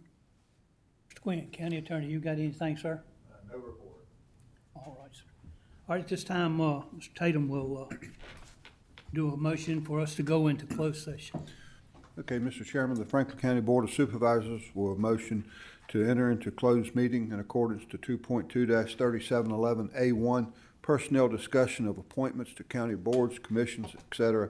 A3, discussion of the acquisition of real property or the disposition of real property. A5, discussion concerning a prospective business or industry or expansion of an existing business or industry. A8, consultation with legal counsel regarding specific legal matters requiring legal advice. And A29, discussion of the terms of a public contract of the Code of Virginia as amended. Do I have a second? Second. Madam Clerk, will you do a roll call, please? Supervisor Mitchell, Yes. Supervisor Carter, Yes. Supervisor Tatum, Yes. Supervisor Smith, Yes. Supervisor Quinn, Yes. Supervisor Jameson, Yes. Chairman Thompson. Yes. Your supper should be back there. We'll go to B75. We have some board appointments. You gotta come out of closed session. We have some board appointments that we have to go through, but coming out of the closed hearing, we need a motion that certified the meeting. All right. Mr. Chairman, I certify that only public business matters lawfully exempted from the open meeting requirements under the Virginia Freedom of Information Act were heard, discussed, or considered in the closed session to which this certification applies, and only such business matters as were identified in the motion by which this closed session was convened were heard, discussed, or considered in the meeting to which this certification applies. Do I have a second? Second. Madam Clerk, will you do a roll call vote, please? Supervisor Carter, Yes. Supervisor Tatum, Yes. Supervisor Smith, Yes. Supervisor Quinn, Yes. Supervisor Jameson, Yes. Supervisor Mitchell, Yes. Chairman Thompson. Yes. All right, we'll go into our board appointments at this time. The first one that we have is IDA Commissioner to replace Mr. Jamison. That's coming from his district, so I'll turn it over to Mr. Jamison to make his motion. I make a motion that the position is filled by Ed Greer. Have a second? I'll second. All in favor signify by saying aye. Aye. Any opposed, same sign. And that one will carry. All right, the next one that we have is to the Western Virginia Regional Industrial Facility.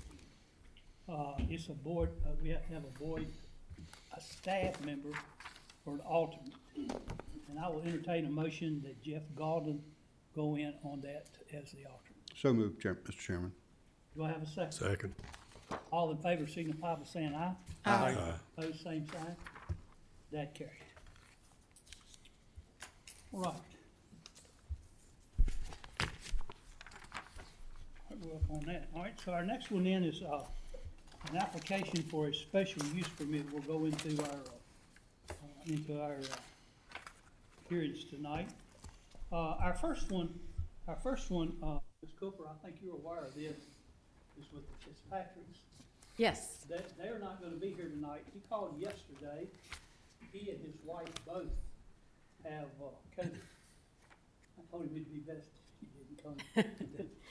That's what I told him too, so. Oh, he called you as well, okay. He So, sent an email this morning telling me that they had COVID and he was not gonna be here this evening, but he would appreciate it if the Board of Supervisors would go ahead and hear the request. Yes, ma'am.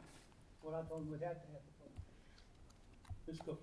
Okay, thank you, Chairman Thompson, members of the board. Beverly T. Fitzpatrick Jr., who is the applicant, and him and his wife are not here this evening, are asking for a special use permit for a home, second single-family detached dwelling on a lot. The property consists of approximately 13.10 acres and is located at 3046 Dillards Hill Road in the Union Hall Election District. There is one dwelling located on the parcel. It's occupied by the applicant's brothers. The second dwelling that we're here to discuss tonight would be occupied by Mr. Fitzpatrick and his wife. The second dwelling proposed would be approximately 2,059 square feet. It's going to be a one-story dwelling to consist of 3 bedrooms. This would require an upgrade to the septic system, which was approved recently, like a year ago, but they're going to upgrade that system to allow this house to be constructed. The water source will be a well. Most of the adjoining parcels around the area that you'll see in the aerial is vacant. No citizens spoke at the Planning Commission public hearing, but prior to their hearing, we had 2 citizens that inquired about the petition. We like to give you a vicinity map showing you the location. We also like to give you an aerial. It's a fairly, like I said, large lot. You'll see the existing structure here, and you'll see on the conceptual plan the other structure will go approximately here. This is your future land use. It's low-density residential. This is your zoning map. You'll notice that the property is R1, which is a residential suburban district. Across the street, you have a residential plan unit development. And off of Lakestone Road and Dillard's Hill, you also have some A1 property. This is a conceptual floor plan of the structure that they'd like to construct. This is the front view of the home.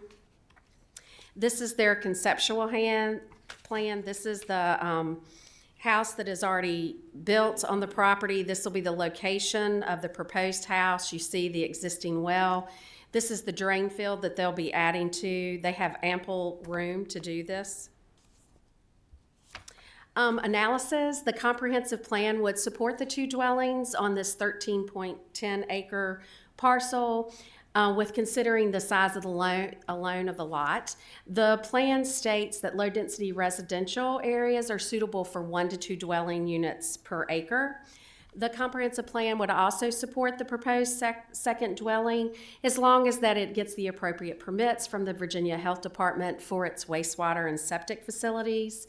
Granting this special use permit would not change the character of the R1 zoning district because the use will be single-family dwelling, which is in harmony with other uses of the single-family dwellings that are located in the subdivision. Your Planning Commission held their public hearing. They voted 7-0 to approve the special use permit with 6 conditions. The special use permit authorized only 1 second dwelling on the parcel. No additional residential dwelling shall be permitted on the property. The applicant of the second dwelling shall only be for immediate family, including siblings, grandparents, parent, children, spouses, in accordance with Section 25-232 of the Franklin County Code. In reference to Condition 2, the applicant/property owner shall reflect the use and occupancy in an affidavit that will be approved by the Planning and Community Development Department and recorded in the Clerk of Circuit Court office. The second dwelling shall have its own address clearly visible and displayed on the dwelling for 911 emergency services, and the address shall be posted so it's visible on Dillard's Hill Road. The applicant property owner shall obtain all required permits from the Virginia Department of Health considering the septic system and drain field prior to submitting the building permit for the second dwelling, and the applicant property owner shall obtain all required permits from the Franklin County Building and Planning Departments prior to the use and occupancy of the second dwelling. And I would be glad to answer any questions you have, and I do apologize for the Fitzpatricks not being able to be here this evening. Any questions for, Go first. Ms. Smith? Thank you. Lisa, thank you very much, and good evening. First question, this is an R1 neighborhood. Yes. Are there other parcels in this subdivision or area that have secondary dwellings on an R1 lot? Not that I know of, no. Okay, and this is allowable in R1 under the conditions that have been evaluated? Right, they have to have the special use permit to be allowed to have the second dwelling. And there's been no pushback on this? The only call that we had prior, and we haven't heard from, and we notified the Fitzpatricks about it, one of the neighbors said something about restricted covenants not allowing a second dwelling, but our office does not get involved with Right. restricted covenants, so that would be a civil matter between that property owner and the Fitzpatricks. And so I noticed in the development team, their comments, there are none for VDH. So with the disturbance of this amount of property, with regard to stormwater, I can envision that the septic field, the drain field, is going to have to be enlarged. Do you have any idea from VDH what they're going to be looking for? Basically, they'll have to fill out their application to expand this drain field. They probably will have to have information from a soil scientist of how many more lines it would be, to do another 3-bedroom home and then they will decide if it can be expanded, or they would have to get another, separate septic. And so a CO will not be issued from the county until all those conditions are met? It cannot be issued until the building official will not issue the building permit without the septic. And one last question. I am assuming that the R1 prohibition to short-term rentals carries with a secondary dwelling. Yes, it does. Since R1 does not allow short-term rentals would not be allowed. I think I can speak for the Fitzpatricks. I mean, this is for his spouse and him and his family, and his brothers use their home the same way. So I don't think they're interested in short-term rental, but if they would ever sell this property, as long as the R1 district doesn't allow it, whoever would buy it would not be able to do short-term rental. They would only be able to do long. Thanks, Lisa. Sorry, Dan. Quinn? I have two questions. One is, your second condition is that the second dwelling can only be used by immediate family. Does that become a deed restriction? Do you record that restriction on the deed? What we have started doing for the second dwelling recently, last year, is we make them do this affidavit, and the affidavit says that it has to be used for family members.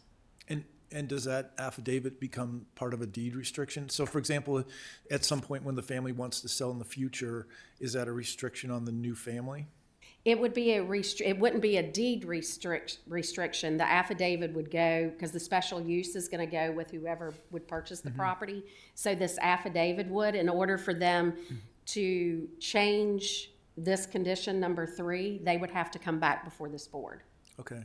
And then in the future, when the property is sold, who is it that looks after these kinds of restrictions, this affidavit restriction? Is that your group or somebody else? My office would be the one to enforce it, yes. Okay. Thank you. Anyone else? Mr. Carter? Thank you, Mr. Chairman. Lisa, if they have covenants, I'm assuming they have a homeowners or a property owners association? As far as I know, the Fitzpatricks didn't know about a property owners, a homeowners association. I don't know if this particular lady, she just had in her deed that you couldn't have a second, her deed restrictions that you couldn't have a second dwelling, but the Fitzpatrick didn't have that in the paperwork that they submitted to us. Okay, thank you. Anyone else? Thank you. All right, we'll go into, I'll open the public hearing. Madam Clerk, is anyone signed up? No, Mr. Chairman, I have no speakers for this item. All right, hearing that, is there anyone here that wishes to speak to this application from the Fitzpatricks in this piece of property? Anyone here at all? Seeing none, we'll go into, I'll close the public hearing. And then, Board, what's your pleasure? What's your discussion? I'd like to make a motion to approve it, so we moved. Second. We got a motion for it to be approved and a second. We need to do a roll call vote on that. Madam Clerk, we do a roll call. Supervisor Tatum? Yes. Supervisor Smith? Yes. Supervisor Quinn? Yes. Supervisor Jamison? Yes. Supervisor Mitchell? Yes. Supervisor Carter? Yes. Chairman Thompson? Yes. All right, thank you. All right, we'll go into our item 2. Ms. Mathena, if you'll come on that one. It's the adoption of we have the public hearing here for the Hellsford Area Plan Overlay, Comprehensive Plan. Ms. Mathena. Good evening, everyone. Happy New Year. I haven't seen anyone since we came into the new year. So the first one we have up tonight is the Westlake Hellsford Area Plan Amendment. So what this is just an amendment, as it's called, to the Westlake Hellsford plan that's adopted. This was done in 2016. It's just adding on to this. It's not replacing it. So the purpose of tonight, the existing Westlake Hellsford Area Plan provides policies that speak to a variety of things: transportation, housing, commerce, utilities, and then, of course, the overall future land use within that DGA.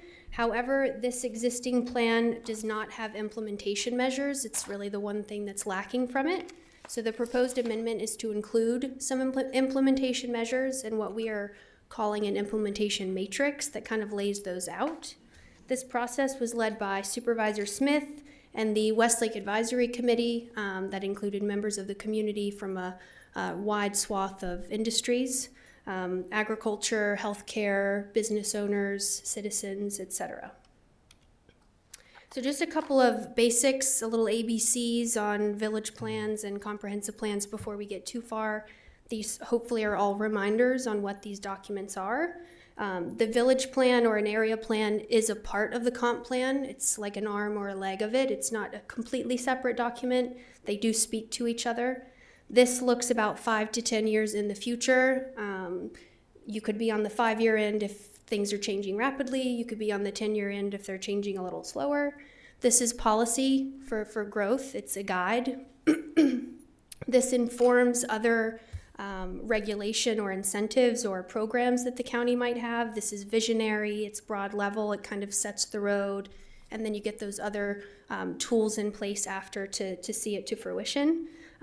This does inform CIP budgetary decisions within departments as well as what the board looks at every year.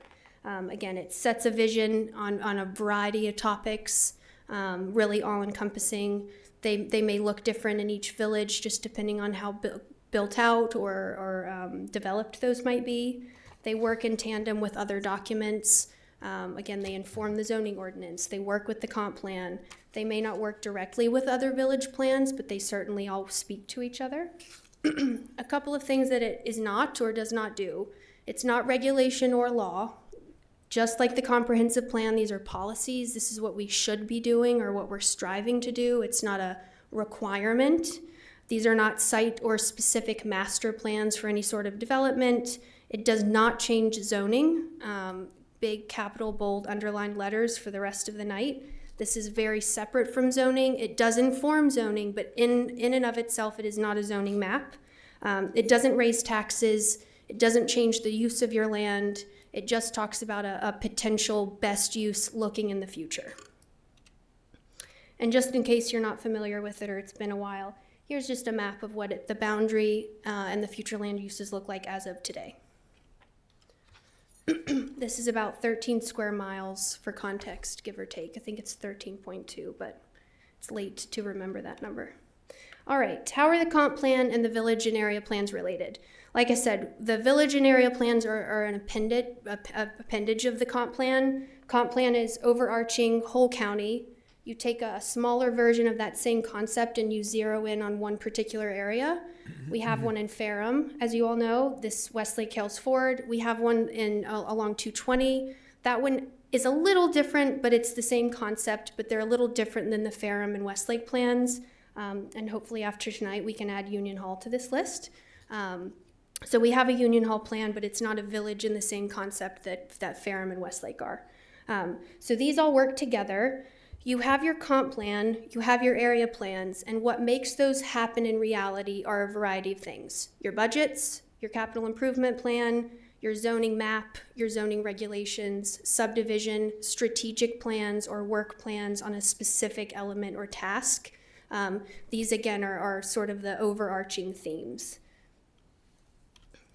So what is a DGA? It's what's called a designated growth area. These are permitted by the Code of Virginia.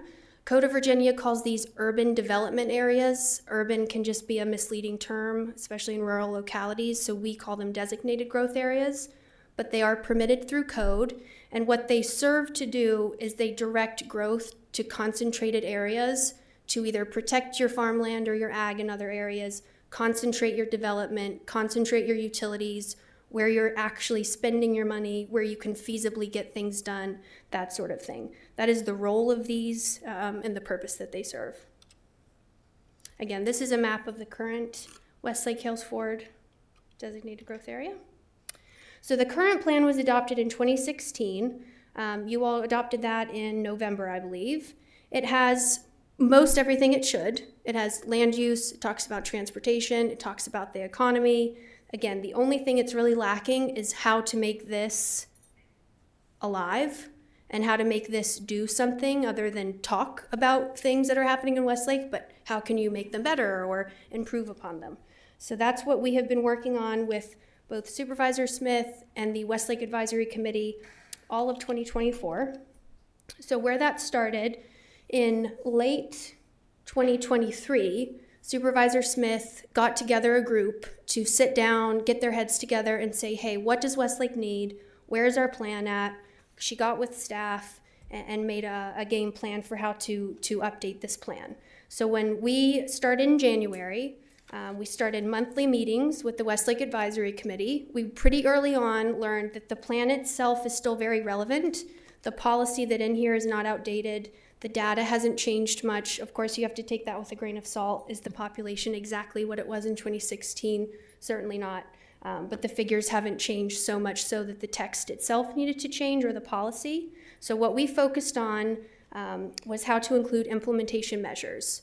Where we started with that, some of you may remember the previous Westlake Advisory Committee, when this was being drafted, there was a document that guided this that was called Charting a Path to 2030 and Beyond. That was not adopted. It informed this plan. That document had some goals and strategies, so that's where we started. That was our groundwork. We started with those as the Westlake Advisory Committee reborn, and each month we combed over those one by one and said, did we meet it? Is it still relevant? Do we still care about this? Have we made any progress at all? And then once we got through those, they discussed anything new that the previous plan didn't address or that previous document didn't bring up. So again, why are we only changing the implementation? This document itself, the policy still remains. We monthly see the future land use of this document come through in our special use permits. So all of that good stuff, the meat of this document is still very much modern and relevant. So the point of implementation, like I've touched on a couple of times here, is to make sure that this plan is actionable and that you can do something with it. That doesn't mean it's the only form of action. You will have to, again, talk about budgets or specific work plans. But this will set the stage for those things. So it needs to be reviewed annually, certainly. We would suggest that the board at least take a look at this every year. The Planning Commission could also take a look at this for you. provide recommendations on what they think could change or be different based on the progress that we make, money that comes or goes, development that may come in, those sorts of things. The implementation matrix talks about a few things. It talks about the strategy itself, what kind of tool it is, and I can touch on why that's important in just a moment. The responsible party, this is to hold ourselves accountable and so that the community can also hold us accountable. The approving authority, which, lucky you, is most of the time you all. The CTB will come into play for a couple of these, the Commonwealth Transportation Board, but for the most part it is the Board of Supervisors. And then probably the most important piece of this is the priority. This is directly reflected through conversations with the community, the Westlake Advisory Committee, as well as we take that and then we take, staff's analysis on what could be reasonable and what could or should be a high priority based on the conditions of the community now and then what we heard from them. You'll have to remember, and I'll remind you at Union Hall as well, these are competing with Ferrum, 220 North, the overall comp plan, overall CIP, so there are a lot of moving parts here, but these priorities are very important, and it will guide you all, and it will guide individual departments as they're setting out their budgets or their programs for the year. So what I'm going to do with these is I'm going to read the goal and touch on what the strategies might include. We will be here a very long time if I read every strategy, but if you'd like me to stop and talk about a certain one, I'm happy to. So goal number 1, improve the Westlake Hills Ford designated growth area multimodal transportation network for increased safety, access, and mobility. And this has 2 pages here. This is, as you can guess, all about transportation. It's about our relationship with VDOT, finding funding sources, whether that's allocations, grants, programs through the state to improve our transportation network, as well as some other things such as speed studies or working with developers to make sure that those requirements we expect now are met, whether that's sidewalks, interconnectivity between developments, etc. Any questions on goal 1 before I move on? Don't want to leave anyone in the dust here. Okay.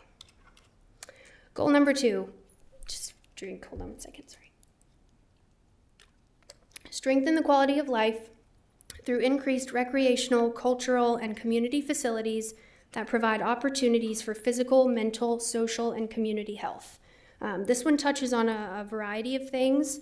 It talks about healthcare, certainly parks and recreation, any community facilities that might be necessary. Westlake is in pretty good shape comparatively to others. We have a library there, we have a compactor site. That doesn't mean there isn't room for improvement. So that's what this one focuses on quite a bit. It also talks about a farmer's market, the community space that's been mentioned for several years, those sorts of items. Any questions on goal number 2? If you have any at the end, that's okay, but we'll take it step by step as we go. Goal number 3, foster an economically sustainable village center that offers needed shopping, dining, work, education, lodging, and entertainment opportunities to residents and visitors.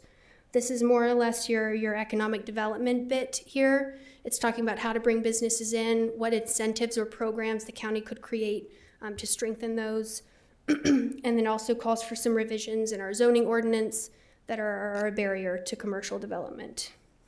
Any questions on these? Okay. And as we go through here, you're going to see most of them are high priority, so just keep that in the back of your mind as we go through these. A couple more here on the economic front. Goal number 4, deliver superior public services that focus on infrastructure capacity, accessibility, and efficiency to support growth pressures and that respond to the high quality of life desired by today's businesses and residents. This is talking about infrastructure with whether that's water and sewer, as well as healthcare, public safety, EMS, fire response, etc. These, of course, are high priority across the county. We will always strive for these. None of these should be too shocking. We want to do our very best all the time. So that's what these are getting at here. A couple here more. You'll see 4.6. This is also a strategy included in the Union Hall plan, just again to hold ourselves accountable. annual review of these documents is really imperative to make sure that they stay up to date and that we can track our progress. And so that whether it's each department, it's the board, it's the planning commission, it's the community, we can all say to each other and in the mirror, we said we would do this. How can we make it happen? It's been 3 years. Where are we at? Before I go on, anything on goal 4? Okay. Goal number 5, create an inclusive, livable community that provides a balanced inventory of housing opportunities for all residents. This one is very straightforward. It's about housing and increasing housing variety and supply. The nation is in a housing crisis right now. We have a few housing studies that are either being completed or done at our disposal. However, there's also a lot of information coming from the state at the national level constantly, so we'll keep a pulse on it. But a first step would be, if the zoning ordinance update, is to take a look at our housing, and that's what these are getting at here. Any questions about these? Okay. Goal number 6, in concert with the Franklin County Comprehensive Plan, protect existing agricultural uses and lands to preserve and maintain the rural character and active agricultural uses that surround the Westlake Hales Ford designated growth area. During the past year, working with the Westlake Advisory Committee and outside of that, we've heard from the community that there is a call for protection of that agricultural land so the DGA or other villages don't take away from that. That is the sole purpose of these DGAs in some respects, is to protect those lands and concentrating it in one area. But this goal is getting at, maybe it's time to take a look at the boundary, maybe it's for all of the villages, and see if it's appropriate, see what other maybe mechanisms or tools we can be doing to make sure that that farmland adjacent to the DGA and outside of it is being treated fairly. So that's what this one is getting at here. Any questions on goal 6? The Planning Commission voted 7-0 to approve and recommend to the Board of Supervisors to adopt the Westlake Hales Ford Area Plan Appendix B amendment as presented. Quick note on why it's called Appendix B. We have formatted it and laid it out so we can just attach it right to this plan here, and it will serve as an appendix. So if anyone's wondering why it's called that, that's what it's there for. So it's what you would be adopting. You have a copy in your packet. There's a small introduction at the beginning, and we go over the process, but it's more or less these charts that we've gone through here. And this can be taken out of the plan. A copy can be given to everyone at budget time and CIP time, and every department head can get one. It can live outside of the plan. I'll make 100 copies if I have to, and everyone can have it. So that way it stays remembered and used.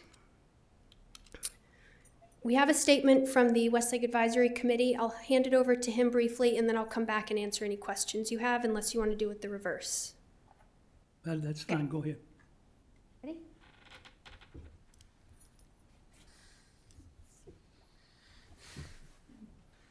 Good evening, Mr. Chairman, members of the board. Thank you for letting me be here tonight. My name is Randy Hodges. I've served with several other business leaders and people in our community in the Westlake area. We've served. I served on the original committee for over 3 years, and then this last committee for 2023. The advisory committee included a variety of stakeholders, was business people, agricultural and healthcare people, and had a lot of input, a lot of good discussion. The committee worked closely once a month for that year with Supervisor Lori Smith at our side and coaching us along to see what we could do for the community. I want to thank the Franklin County staff. They've been very instrumental and helpful in bringing things to these meetings that was very important. The committee reviewed and discussed and recommended strategies and what has changed since the plan was adopted in 2016. We had various viewpoints and lengthy discussions on a lot of these things to get to where we are tonight with these. The group focused on where and what Westlake is now and what it can be in the future, and support all the residents and the people that live in this district. The committee worked hard and is proud of the efforts that we've put together through all these reviews. The Westlake Advisory Committee would like to remain active in reviewing the document annually to help the county measure the progress of each goal. And I would like to say that, you know, a lot of emphasis put on that corridor for safety. That was kind of job one. Some of that has already been implemented, and I live in sight of the biggest one that's been done so far, and it's working. I think in the future we've got a lot of work to do this year alone. I ask you to, I think we're in position to adopt this plan tonight and move forward with still more review and making sure we're moving in the right direction. So thank you for your time. Thank you. Thank you, Randy. All right. I'm here with any questions that I can answer, or if you want me to go back to anything. Anyone have any questions for Ms. Matheny? Mr. Chairman, may I make a statement? Yes, ma'am.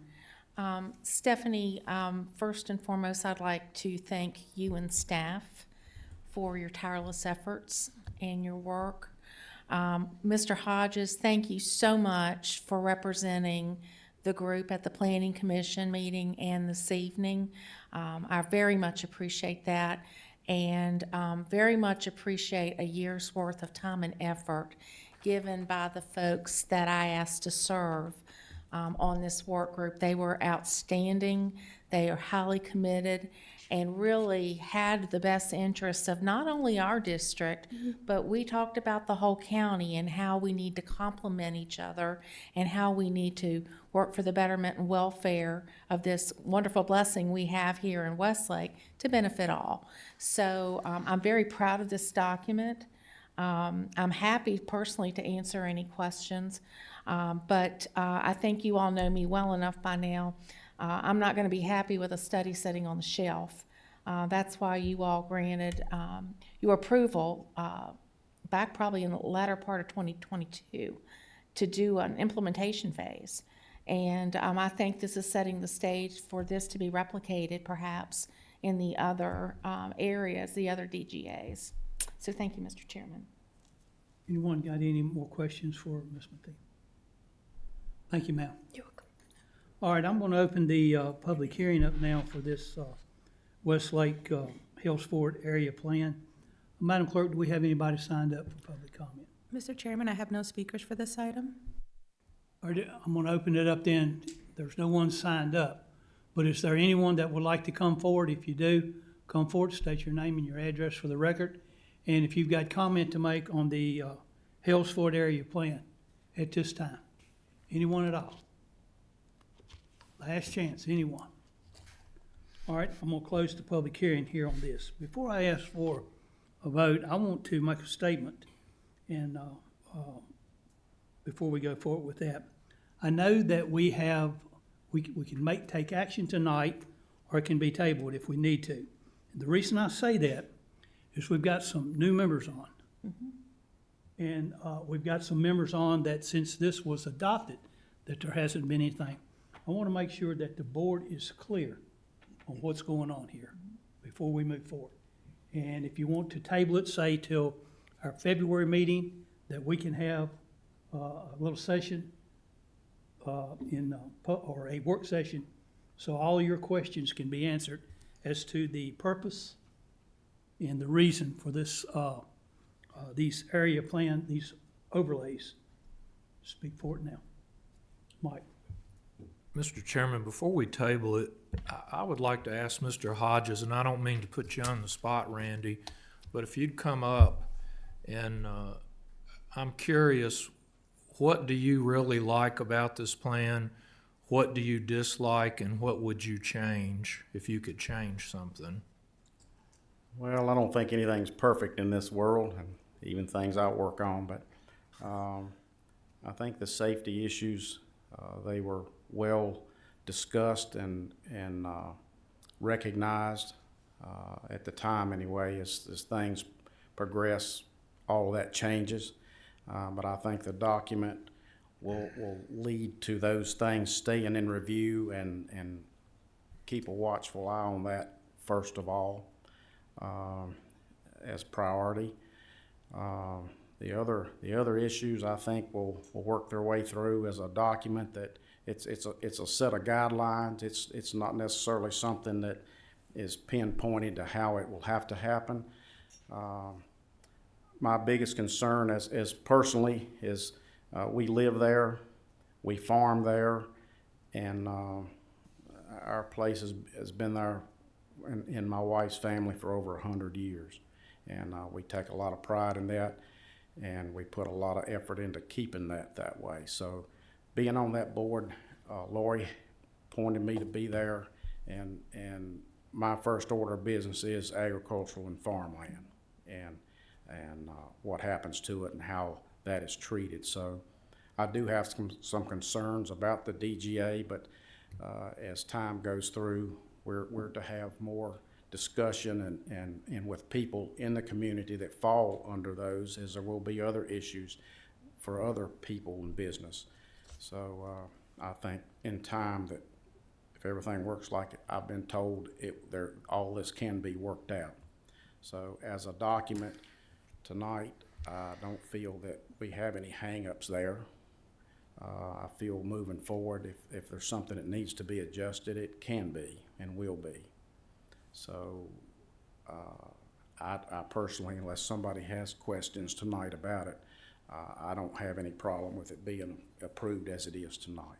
Well, my concern, one of them was the boundary seems huge, 13 square miles. But I realize it's a fluid document and it can change as things move forward.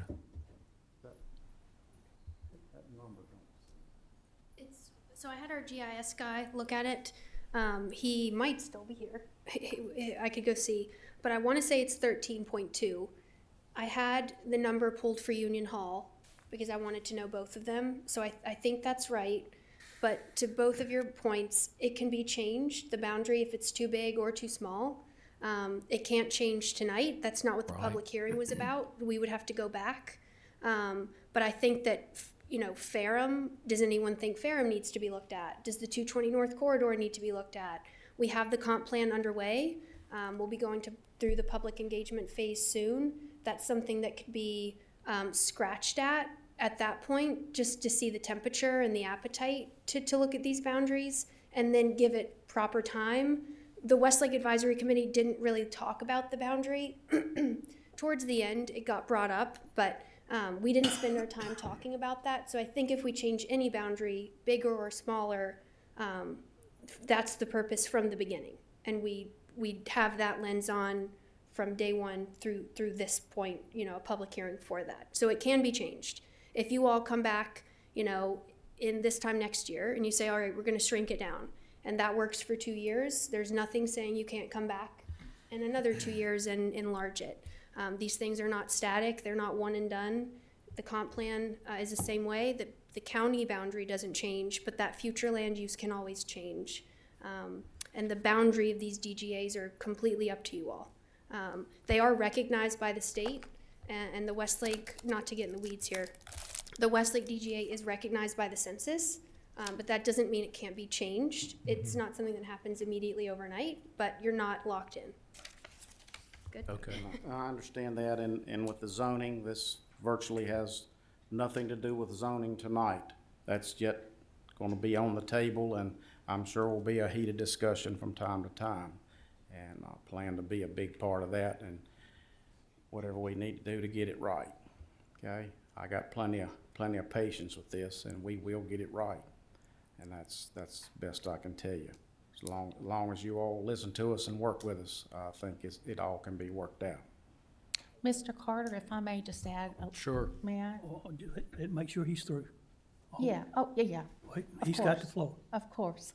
Mr. Carter. Mr. Carter, I just wanted to add a piece to this. It became clear to all of us towards the end, as Stephanie said with the meetings, that we do need to look at boundaries, and specifically with regard to the properties that are working farms A1. And we've got more than you would think. And Mr. Hodges and his family were kind enough to really take a deep dive to see exactly how many pieces of property in the DGA we're talking about. And we need to look at that. And what I have encouraged Mr. Hodges and the group to do is, given that we're going to be taking up a zoning rewrite in some way, shape, or form, that I thought this conversation would be very appropriate for us to consider when we look at overlays and when we look at zoning. Everything can come up and everything should be on the table with those discussions. And I specifically have committed to Randy that I really strongly feel that we have segmented work groups during this zoning process. I haven't told Lisa or Mr. Sandy this, but as an example, that we need to have some focus groups with like the A1 farmers and so forth, and find out what's on their mind, find out how they feel about the DGA. The DGAs can be restrictive to them, but then they can benefit them as well. So there's a lot we don't know and need to learn about what we do with that boundary, but it's not a closed matter by any stretch of the imagination. I guess my concern or my comment would be moving forward to make sure that the citizens are still involved with this committee. Absolutely. As a growing It's my thing intention and with have my a voice. Yeah, it's my intention with my group in the Westlake Hillsford group that we look at things annually. It'll be a meeting. We'll convene and we'll look at things, because especially in this implementation phase, the second phase, we're going to suggest that the board be intentional. Some of these things may need to move to our capital improvement plan, in that priority listing. So if we're going to get anything done, we need to say it, we need to write it down, we need to adopt it, we need to mean it. And so this is a guiding document, but it will instruct our budgetary and our capital discussions moving forward. Okay, I'm fine. I think they did a good job answering most of my questions. I'm good. Thank y'all. Mr. Quinn? I'm done. All right, so, before I call for the question, are we happy to move forward? All right, are you satisfied? All right, now, before we go forward, I want to, we would do this in our Thursday work session. But I'm going to ask staff if we'll amend the agenda just a little bit to have a short version of what this designated growth area plan was meant to do in its genesis in the beginning, so that the newer members that are here, that they're 100% on board, and then the older ones here have their memory refreshed. We can do that there at the beginning. We'll put it in there somehow in our work session, so that we don't need any surprises. Is everybody okay with this? Ms. Smith? Oh, of course. Everybody okay? All right, I'll call for the question. Mr. Chairman, if I may? Yes. Propose a motion to approve the proposed amendment to the Westlake Hills Ford Area Plan, which is part of the Franklin County Comprehensive Plan for public necessity, convenience, general welfare, or good zoning practice. All right, need a second? Second. All right, Madam Clerk, will you do a roll call? Supervisor Smith? Yes. Supervisor Quinn? Yes. Supervisor Jamison? Yes. Supervisor Mitchell? Yes. Supervisor Carter? Yes. Supervisor Tatum? Yes. Chairman Thompson? Yes. Thank you, Board. All right, Ms. Matheny, on the Union Hall update, please.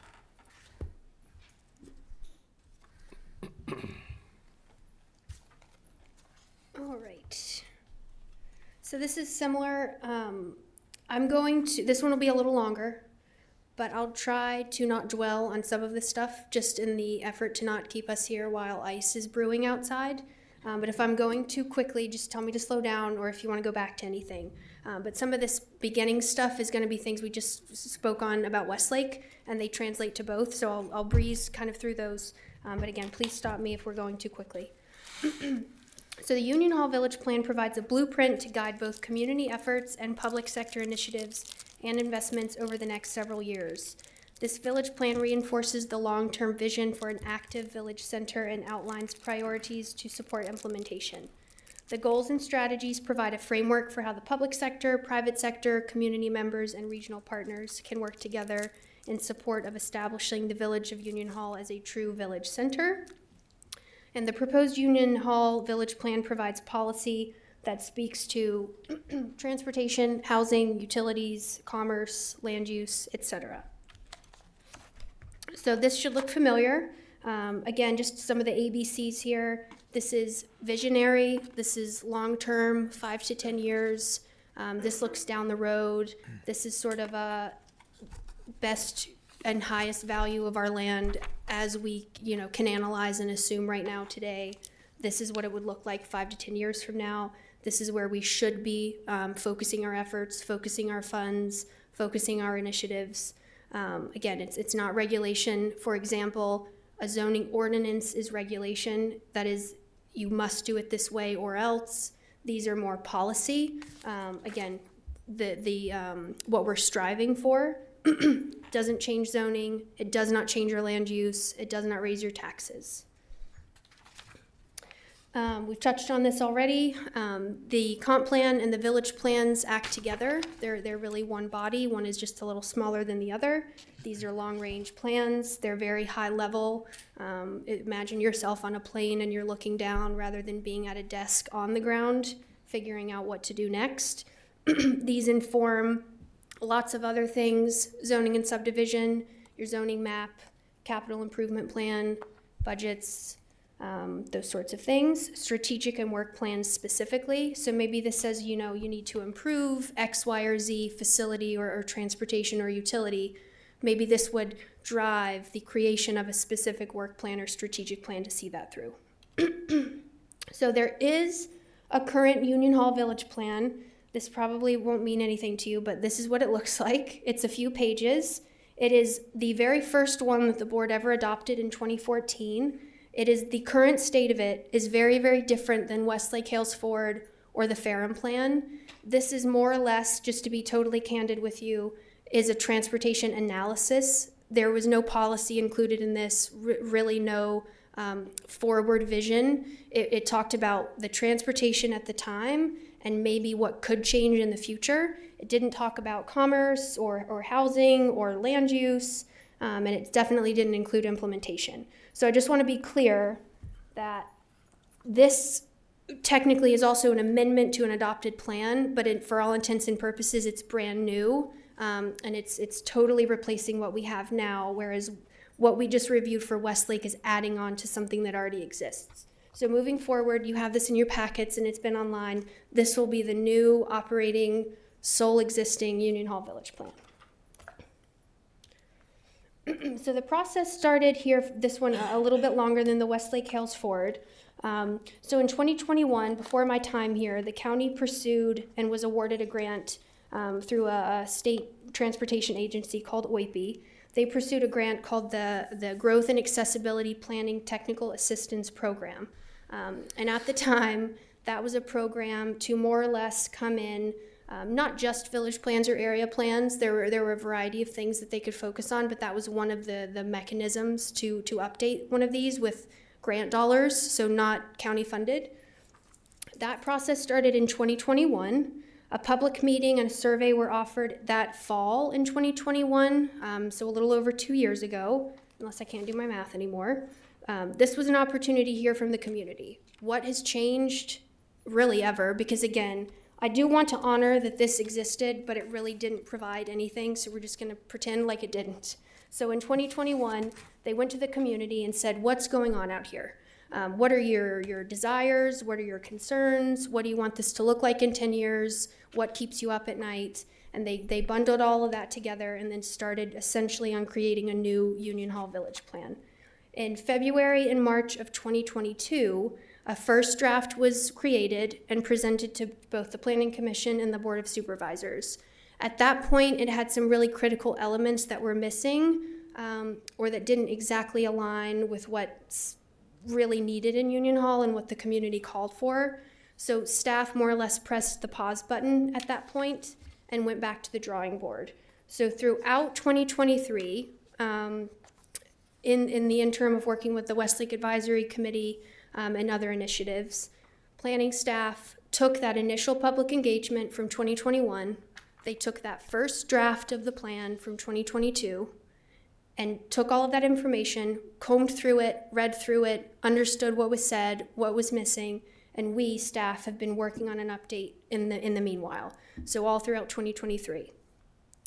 In this past fall, in October, we have a new draft plan right here.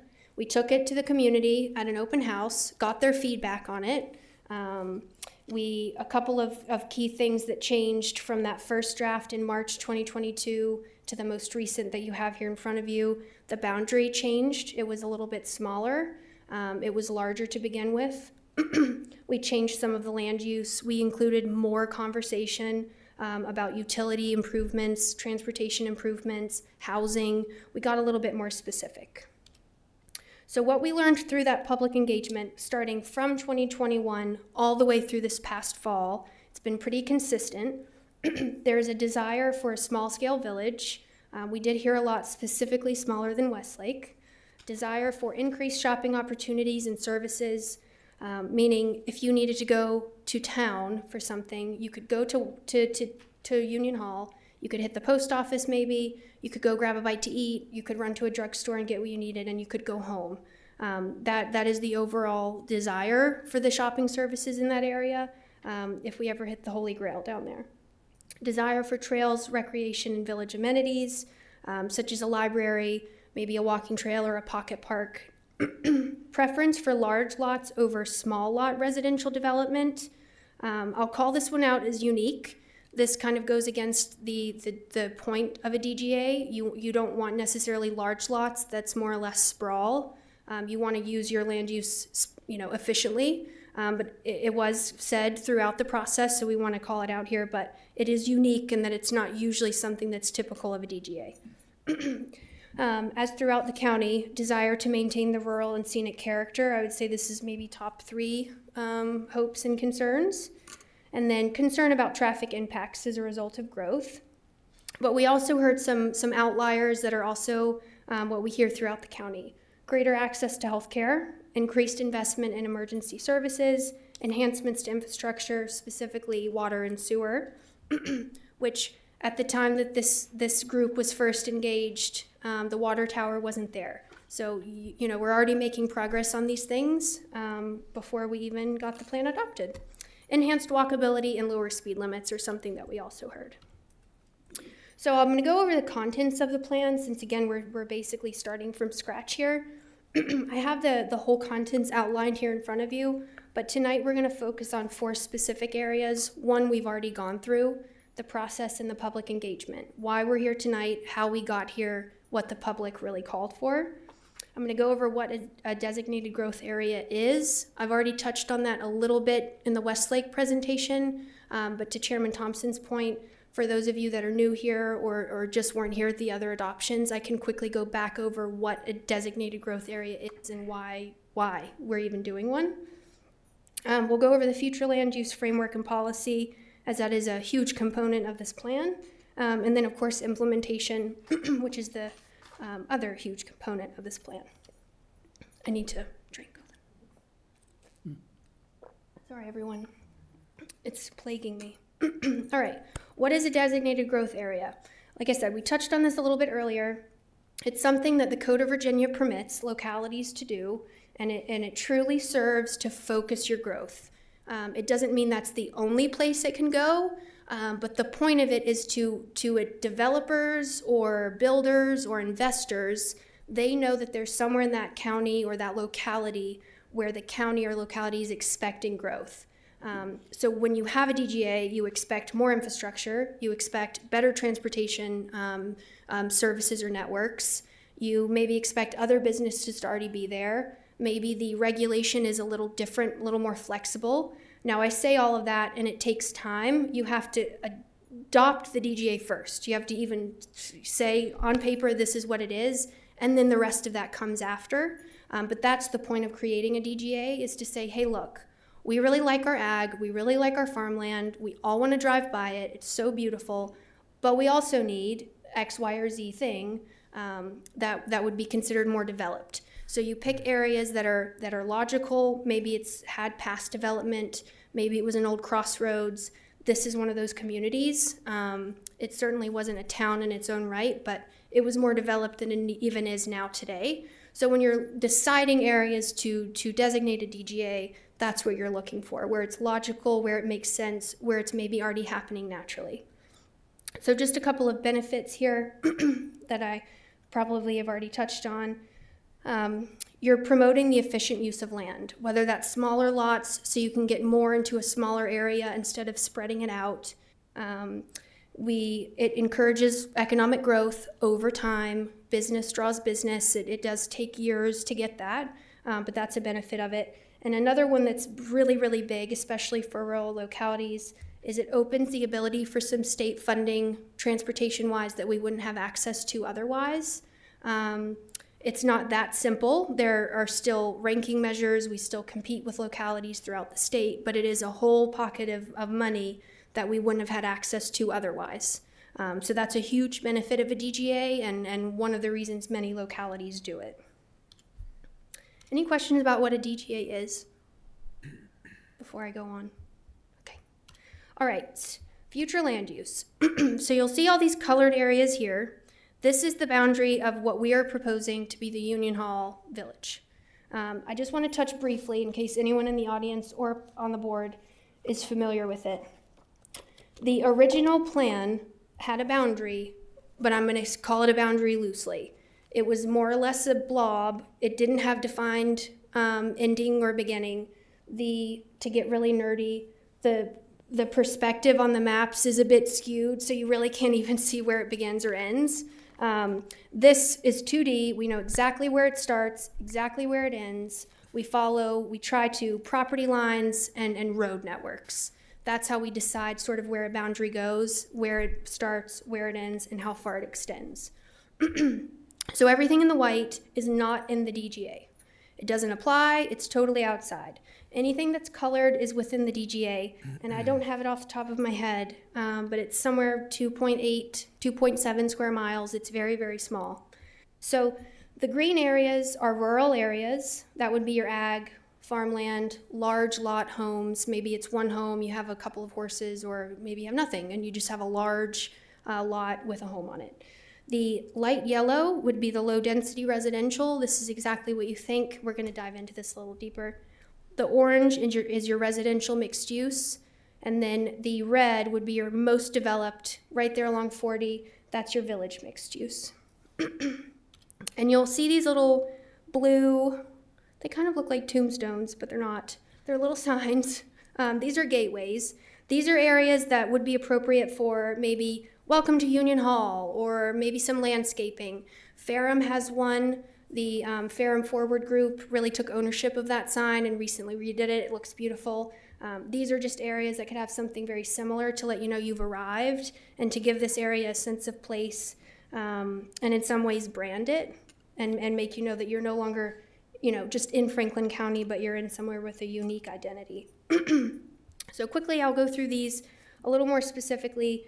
So in the rural areas, we're talking small-scale agriculture and forestry. We're not talking CAFOs, like confined animal feeding operations, nothing like that, but smaller scale, maybe a small farm, pick your own flower farm, pick your own pumpkins, maybe it's an apiary, etc. Agritourism, single-family residential, cluster developments, manufactured homes, accessory dwelling units, parks, recreation, all of those would be appropriate types here. The low-density residential would be a little, a bump up in your density there. It would be appropriate for single-family detached, two-family dwellings, so duplexes, townhomes, manufactured homes, accessory dwelling units. Small-scale community-oriented commercial, we're talking a convenience store, maybe a tiny restaurant, coffee shop, those sorts of things. Nothing that draws a lot of traffic and that wouldn't totally disrupt a neighborhood if it were there. Residential mixed use, the appropriate future land use types here would be a wider variety of residential, detached and attached single-family dwellings, townhomes, patio homes, a variety of sizes, maybe even getting into triplexes or fourplexes to offer some apartments without going full-blown 10-story apartment building, maybe garden apartments. Institutional uses are added here: libraries, community center, a school, post office. Some of these things already exist there, but if this were to ever expand, these are the areas that would be appropriate for that.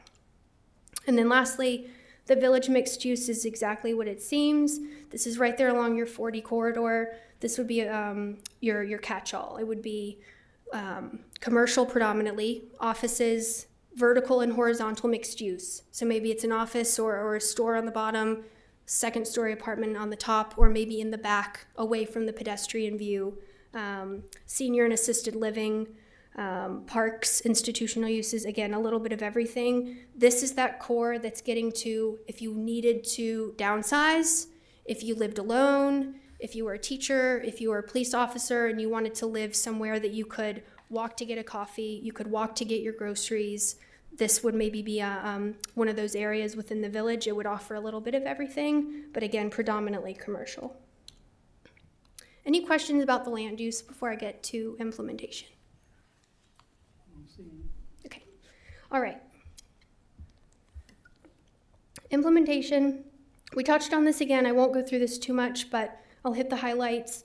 The implementation serves to make sure that this is actionable so that it's not just a plan that again ends up being just an assessment of existing conditions or hopes and dreams with absolutely no mechanism to make them happen. This should also be reviewed annually. Again, it would be great if a community group were formed out in Union Hall, not to bear this burden on their own, but to be another catalyst to hold all of us accountable, whether that's the Planning Commission, the board, staff members. So this should be really a four-party task to look at this annually and make sure that we're making progress on the things that we did, and to make sure that our priorities align appropriately as things change. You don't want to, call something a high priority and take up CIP dollars if something has changed over the next 2 years and it's no longer such a high priority, or the inverse of that. So similarly to Westlake, I'll go through the goals. I won't read each strategy, but I'll pause for a beat just in case anyone has anything. You can try to make eye contact with me and I'll stop. So goal number 1, promote a village style of development pattern in the village of Union Hall. This is talking about maybe creating a farmer's market, getting to those same incentives or funding programs that we mentioned in Westlake, whether that's facade grants or to open a small business, to create a sense of branding in Union Hall, if that's signage, if that's benches, landscaping, those sorts of things. And then, of course, talking about public facilities, maybe that's a small library kiosk. Maybe it's not ready for a full-blown library, but maybe somewhere you could drop off your books or have a few dispensed. I have one that I use at home in Roanoke, and it's great. I don't have to go all the way to the library. It's really nice. Or a green box collection site. Again, just ideas. Right now, I think that the Public Works Director would say they're comfortable with what they have as far as green box sites or collection sites. But that's just something that could change over the next 10 years. I won't speak for him. Any questions about goal 1? Okay. And just like in Westlake, I'll call your attention just to the priorities to these. Again, we have a lot of work to do in this county, and every community is important, so we just have to be really mindful about how we're directing our dollars and our initiatives and our efforts. But I just want to call attention to those because you'll see that there might not be any lows. They might all be mediums or highs. Goal number 2, establish and improve infrastructure to support future growth in and around the village of Union Hall. This, as you can imagine, is about the infrastructure, whether that's water and sewer or transportation, cell phone coverage, broadband. A lot of those efforts, as you all may know, even if you've just come on, are ongoing, and staff does a lot of hard work on those. Broadband, transportation, we do what we can. Again, designating this as a DGA opens us up to another pocket of money that may not be immediately that we qualify for that, but it is an opportunity that we'll have now. And then, of course, staying engaged with Western Virginia Water Authority and developers as they come in to keep that communication open on how, when, why, feasibility of expanding service where it's needed. Any questions on goal 2? Comments? Okay. Goal number 3, provide a greater variety of housing types and costs. Again, similarly to Westlake, this really just dives into housing and really getting a greater variety. Right now, it is predominantly single-family dwellings detached, which is not attainable for most folks these days. Certainly in a village area where you're concentrating growth, you want a variety. You want everyone to have an opportunity to live there no matter what status they're at. Any questions on housing? Goal number 4, preserve the character of surrounding rural lands through the comprehensive plan. Similarly, I'm a broken record tonight, similarly to Westlake, we heard that rural character is very, very important in every pocket of this county, and our DGAs are no exception, and I would almost say maybe more important because they have that threat, if you will, of development coming in. So we hear it a lot. It's very, very important to them to preserve those areas and do what we can to strike the balance as best we can and as appropriately as we can. Any questions about goal 4? Okay. Planning Commission voted 7-0 to approve the adoption of the Union Hall Village Plan as presented and had one additional revision. When they heard this last month, December, yes, they wanted to change strategy 1.5 from a low priority to a medium. So I'll go back to that so you can see it. So right down here at the bottom, we had that as a low priority. They wanted to change that to a medium, so bumped it up on the list. The other change that they had is they changed a few parcels. It's like my throat is knowing we're almost done. It's just giving out completely. They changed a few parcels here. So if you follow my mouse, this parcel right here, we had designated as village mixed use, or some part of it. I honestly don't have it memorized. They wanted to change that to rural areas. It's an active farm. The property owners got in touch with the Planning Commission and shared their comments. They felt pretty strongly about it. As well as this parcel down here was split. There was a little bit of it that was village mixed use and some of it was residential mixed use. So this right here has changed. Those are the only 2 recommendations that Planning Commission offered. But again, they did vote to approve it 7-0 with those few changes. With that, I'll open it to any questions you have. Anybody have any questions from this? First, I'd like to say thank you to Stephanie, Steve, and Chris for doing an awesome job on the plan. It's something you can really be proud of, and now we have a communication piece that we can talk to others about what we're trying to do, and without that, it's really hard to get started. So thank you very much. It's an awesome 100-plus page document. You're welcome.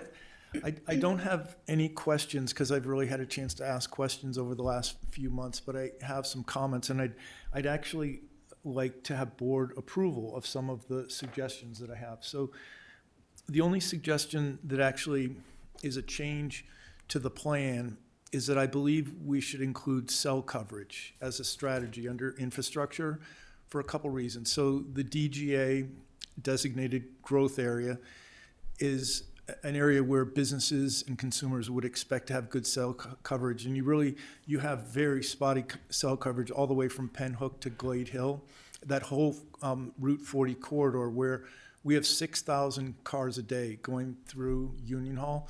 And so and the last reason would be several people during the public hearing mentioned that as a real need, and I agree. And so that's the only change I would actually make to the plan, is include one more strategy that covers cell. And then the other comments are really thinking about life after the plan, really trying to make this document actionable. And so I have 4 recommendations that I wanted to make in that area. So one is that the county would appoint somebody or task one of the county employees to be the leader or the steward or the future point of contact for the plan. So they have that in their portfolio of work. They're the owner of that. When somebody calls in, you know who to call in to ask about the plan. The second item is that I would suggest that we create strategy plans, and I don't know if that's the right word, around the goals in number 1, and then also the infrastructure items, which are all goals number 2.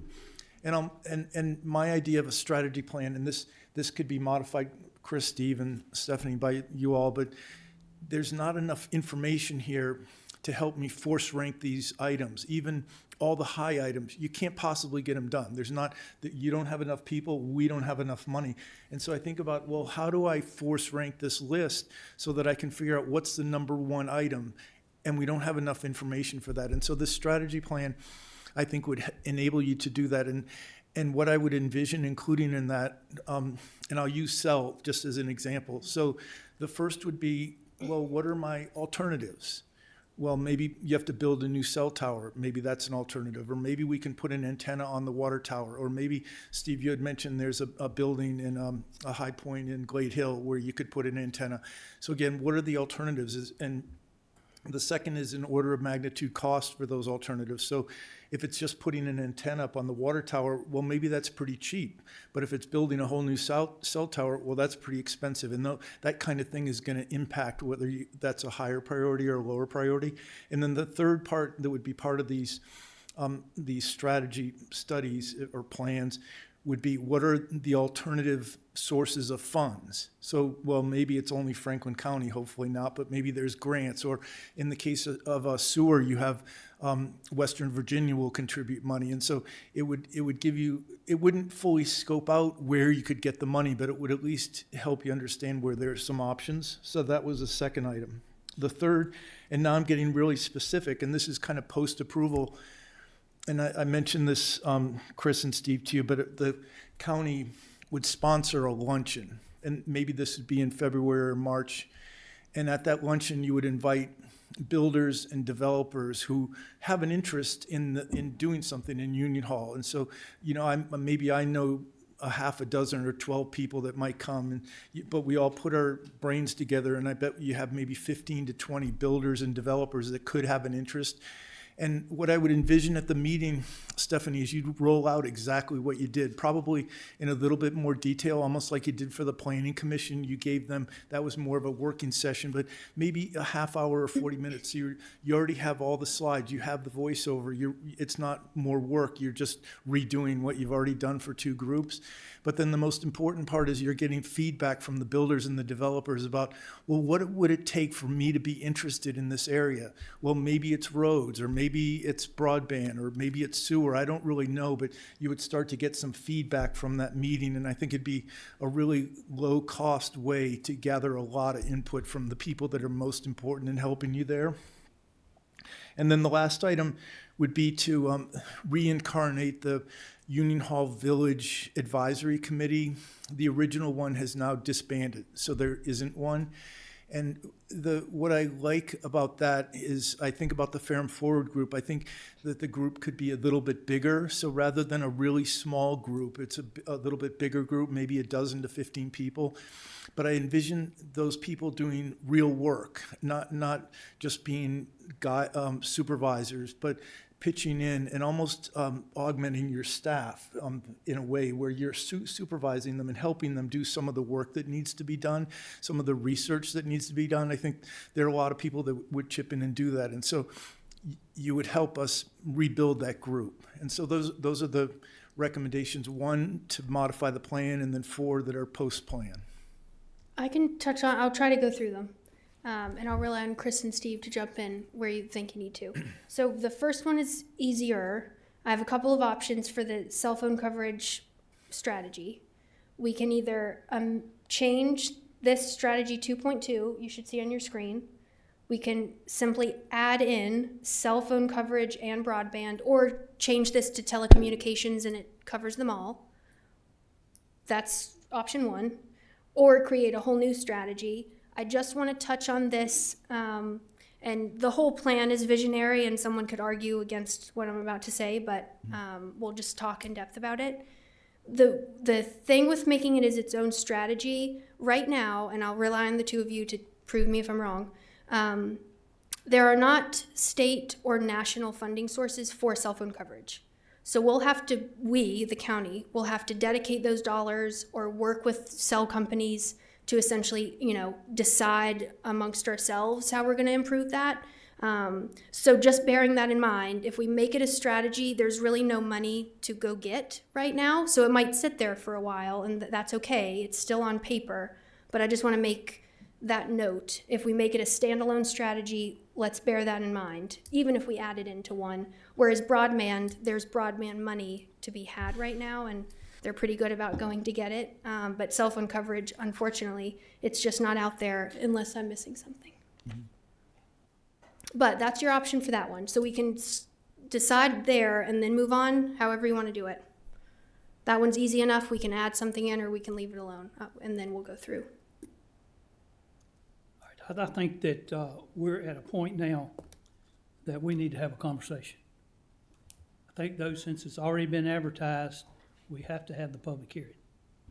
We can't change what's here, and we'll talk in just a second. Are you through? Yep. Is that okay? Anyone else have any more questions for Ms. Matheny? Thank you, ma'am. You're welcome. All right, I want to close the conversation here and open the floor for the public hearing. Madam Clerk, do we have anyone signed up for a public hearing? Mr. Chairman, I have no speakers for this item. All right, I'll make the same request as I have a while ago. Is there anyone here wishing to speak in regards to the Union Hall Village Plan? If you do, please come forward, state your name and address for the record. Anyone at all wish to come forward to do that? All right, seeing no movement, nobody coming forth, then I'm going to close the public hearing. Mr. Quinn, I'm going to make the same request to you that I did to the rest of the board.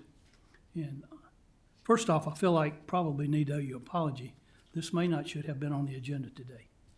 With all the questions that you had as one of the newest members on the board, and with these questions, I definitely think, I really personally think this needs to be tabled until you have time that you are completely satisfied with this. How do you feel about that, sir? So I've actually been working on it for 3 months, and I'm really satisfied with it. That's why the only inclusion I had was adding the cell coverage. And I thought it'd be reasonable to add that because there were a lot of public comments supporting adding cell coverage. So it wasn't just a brand new idea that I came up with, but instead I'm speaking on behalf of the constituents. And if you look at the comments in the back of the section, you'll see numerous comments about cell. And so I was really just trying to be responsive to the public hearing and to include something that was brought up during the public hearing in the plan. And that's why that's the only change I have actually to the plan itself. It's my understanding, Ms. Matheny, that if we change what's proposed, Mr. Quinn, we've got to have another public hearing, correct? I think we could add a word. We could add a word into this. That way, if it's a substantive change that necessarily expands the coverage, but I don't think it's going to. It doesn't affect. Adding a cell phone. In fact, I think there's one of those paragraphs that talks about broadband. That might be a simple place just to add broadband and cell phone. Right. No, there's no cost here. We're just coming up with the plan and putting that in there. The particulars and the cost, that will have to come later. So if the board is, especially you, Mr. Quinn, if you're prepared and you're ready to make that as part of a motion to include the cell phone coverage, okay. But Mr. Mitchell. Question and a comment. Yes, sir. Mr. Matheny, this is different from the Westlake Hales Forward. This is more of an adoption of something that is not, you showed us the one earlier, but none of this is really in place, unlike the one for the Westlake. Correct. Yeah. So with Westlake, you have, I'm going to come up here. So the Westlake plan already has all of this stuff. Right. All And the none of that is policy. in place for the Union Hall plan. Correct. None of it. So we're starting totally from scratch.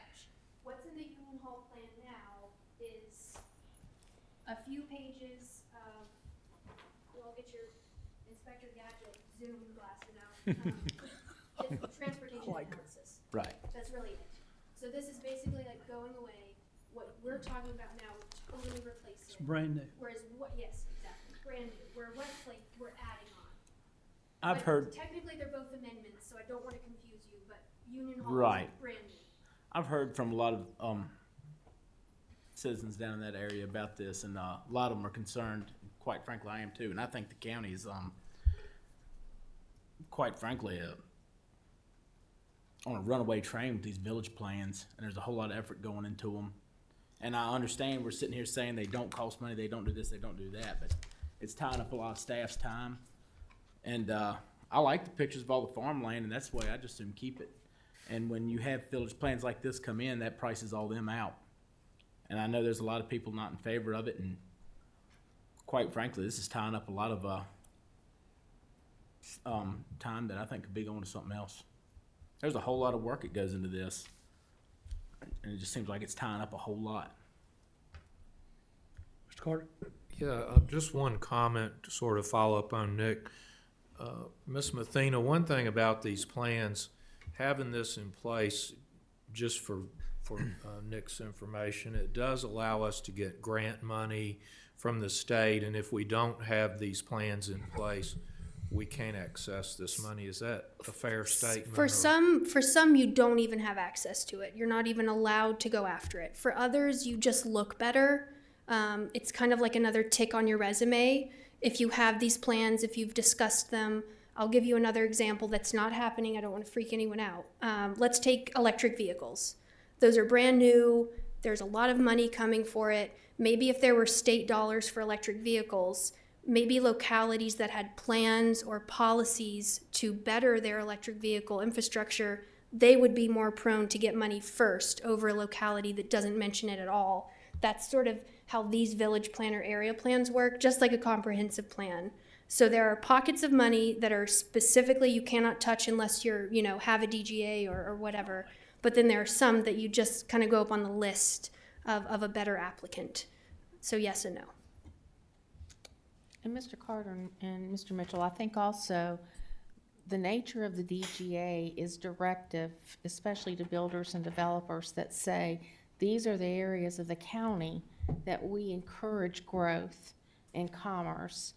And it acts as a protective mechanism to some extent to maintain our rural areas, so that we don't have sprawl and we don't have, stuff just popping up all over the county that starts to interrupt that. This is an orderly way to direct commerce and growth. But Union Hall is rural now. It's what, I'm sorry? But Union Hall is rural now, Mm-hmm. with a lot of farms, and I think there's a whole lot of people that like to see it stay that way. Mm-hmm. Marcia, got anything? All right, everybody, are you satisfied? Mhm. All right, I'll entertain a question. Anybody want to make a motion on this? So I'd make a motion to approve it, so be moved. We got a second? Second. Can I make a comment? I don't know if Mr. Quinn wants to put in the wording about the cell tower under 2.2 as part of your motion. You want to make that part of your motion, your request? Yes, that would be part of the motion, and so I thought about Stephanie's alternatives. I think it's better on one hand to keep it separate because it's a very different kind of initiative that, for example, it will have no funding sources except for the county money, so that makes me think it's separate. However, if it's easier, based on your logic, to just modify one and include it without another public hearing, then I would be more in favor of adding it to one, so we don't have another public hearing and we can finish it tonight. Nick, to your point, I think the longer these things go on, they just consume time, and once you get it approved, you stop that consumption of time by the staff. So I'm not sure, I would like to include it. So you want to do the amendment that's in the back to approve it with the addition of adding cell phone service? Yes. Mm-hmm. To goal 2.2? To go with, where do you want to put that in at? I would prefer to create a new strategy for it, if you would allow that to be. You need to put that in your motion, sir. Okay, so. You need for your motion to read, like, number one, where you want it to approve with an addition of XXX. Okay, So I would make a motion to approve the Union Hall Village Plan with the addition of one new strategy, 2.6, that addresses adding cell coverage. Perfect. Okay. Does that Got work? it. Yep, that works. That's okay. I'm assuming that's a high priority. Yes. Okay. Who made the second? I will on- second who ma- that. Is that okay? Mhm. All right. Madam Clerk, will you read that motion back, please? Yes, Mr. Chairman. I have a motion to approve with the addition of a new strategy 2.2 that addresses adding cell coverage as a high priority. 2.6. I'm sorry, I meant 2.6. Yeah. All right, Madam Clerk, we'll do a roll call vote. Mr. Chairman, did we have a second on that? Yes, Mr. Tatum. Thank you. I will commence with a roll call. Supervisor Quinn? Yes. Supervisor Jameson? Yes. Supervisor Mitchell? No. Supervisor Carter? Yes. Supervisor Tatum? Yes. Supervisor Smith? Yes. Chairman Thompson? Yes. I just want to make one more note before I sit down. I don't want to belabor this, but I don't want you to think you weren't heard, Mr. Quinn. Those other items, the after adoption, I'll let Chris maybe step in or Steve. That I think would probably be best at a work session to discuss that, or at the board level We're with going to take maybe care of that at the work session. county administration. I don't want to have anything to say about that, but I just wanted you to know it's not Okay. unheard. All right. Before we go any further, I had a request for a break. We'll take a 5-minute break. It means we'll come back in 5 minutes and we'll start this back. We'll start up with other matters by supervisors. Mr. Jeremy, Mr. Marshall. Back in 2018, Callaway Volunteer Rescue Squad came before the board, lobbied for a new ambulance truck. They got it. I think the board bought maybe 4 trucks at that time. Callaway got one. In 2020, they took possession of it. 2024, this past December, Emergency Service, Mr. Ludeman sent them an email saying he was going to replace their truck with one of the trucks that in November the board voted for 3 engine replacements and 3 different vehicles. He's going to bring one of those up there and replace Callaway's unit. That truck has 110,000 miles, I think, on it. Right now, of course, Callaway ain't real happy with that. Full disclosure, Callaway's membership is down. They got about 4 people there right now that's running calls at night. All of them are working during the daytime. They are running calls, I think, from 7 to 7 at night, 7 in the morning. The vehicle they got is very low mileage. They take care of it, but it has very low mileage. And I understand where emergency services is going with this, trying to put more mileage on the newer truck. My point is, if we can leave that truck there, it would last the county much longer, probably last maybe 20 years or more. Right now, the way I understand, the county does not have a written policy as far as a rotation on the rescue squad vehicles. What I'm proposing going forth is that the staff develop a policy for the paid and voluntary rescue squads. But I'm also asking to grandfather in the existing volunteer vehicles. We got 10 squads now in the county. Ain't but 3 of them anymore that's voluntary. So I think we need to do whatever we can to keep them, help them any way we can. They give their time, they're very valuable, and it's saving the county some expense. And if this proposal of mine sounds like I'm favoring them, I am very much. I don't think it's no secret that there is some friction between emergency services and the volunteer units. This proposal, if we go with this, it may help mend a few fences and maybe get rid of some of the friction. Thank you, sir. Anybody else have any comments for this? Mr. Chairman, I agree with Mr. Jamison. I think we need to set a policy on how these vehicles are rotated around. And, you know, when you look at one at Callaway, like you said, that truck there at that building may last the next 15 years. And if you rotate it out and put it one of the paid crews, say at Westlake or someplace, you're going to be replacing that truck in 2 years because they have the call volume, they're going to wear it out. I don't see a need in taking one of their trucks and taking it to Callaway when, if we're going to replace one, we'll replace theirs.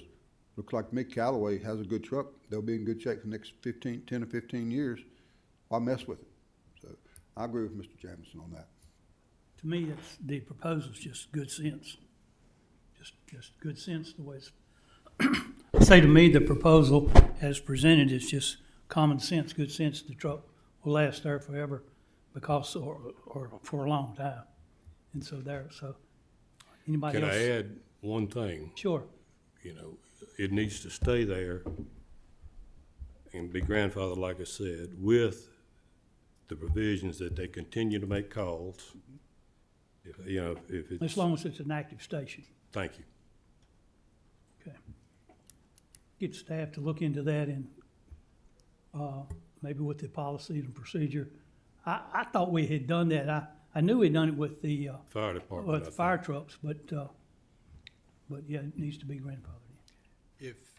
Mr. Chairman, if that's the consensus of the board, we can get back with the staff who maybe can get with the rescue captains, if I heard you, Mr. Jamison, and also the paid staff and the rescue captains, maybe at a next meeting. I'm looking at Mr. Sandy, bring this back, and if we can bring back some information, to the board, what, the good, bad, the different, and this, that, and the other, what something may look like, we can try to bring back some information to the board,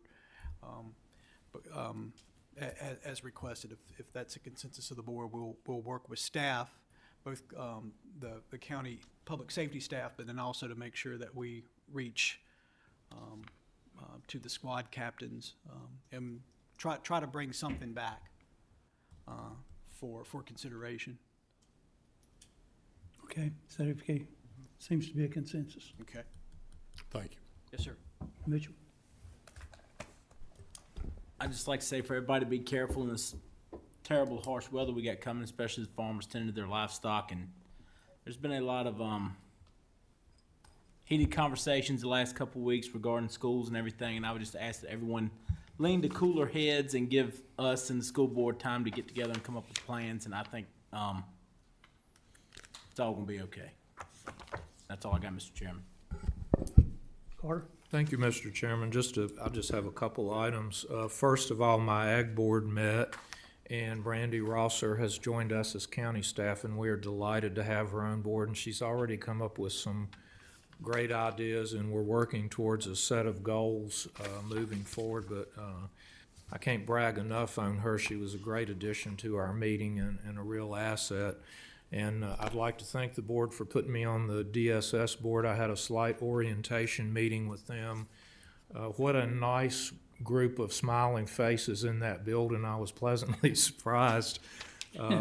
And they've done a lot of great things. I'll just mention a couple here because I don't want to take up our time, but they were chosen out of all the DSS agencies in the state to kick off the governor and the commissioner's Ken First Now initiative, where you put a child instead of in foster care, you try to put it back with a relative.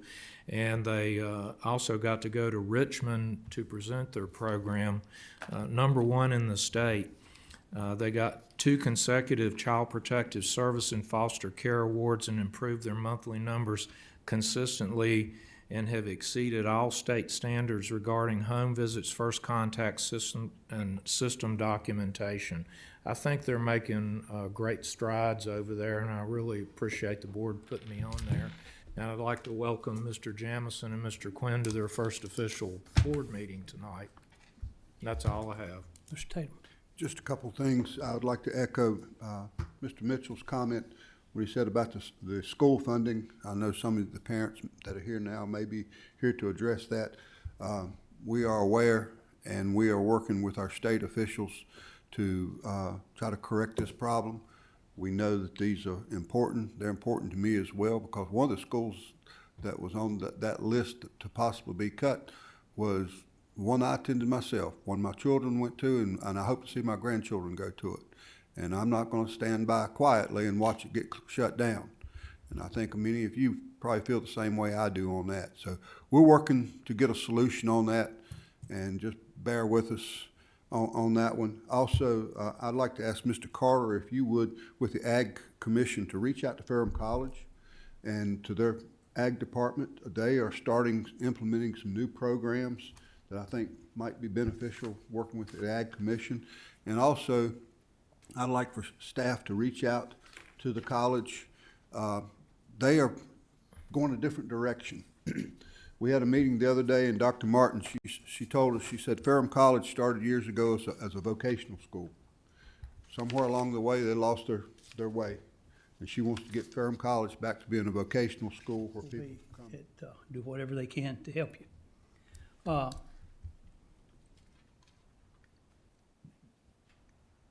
In item 3 in today's consent agenda, there was some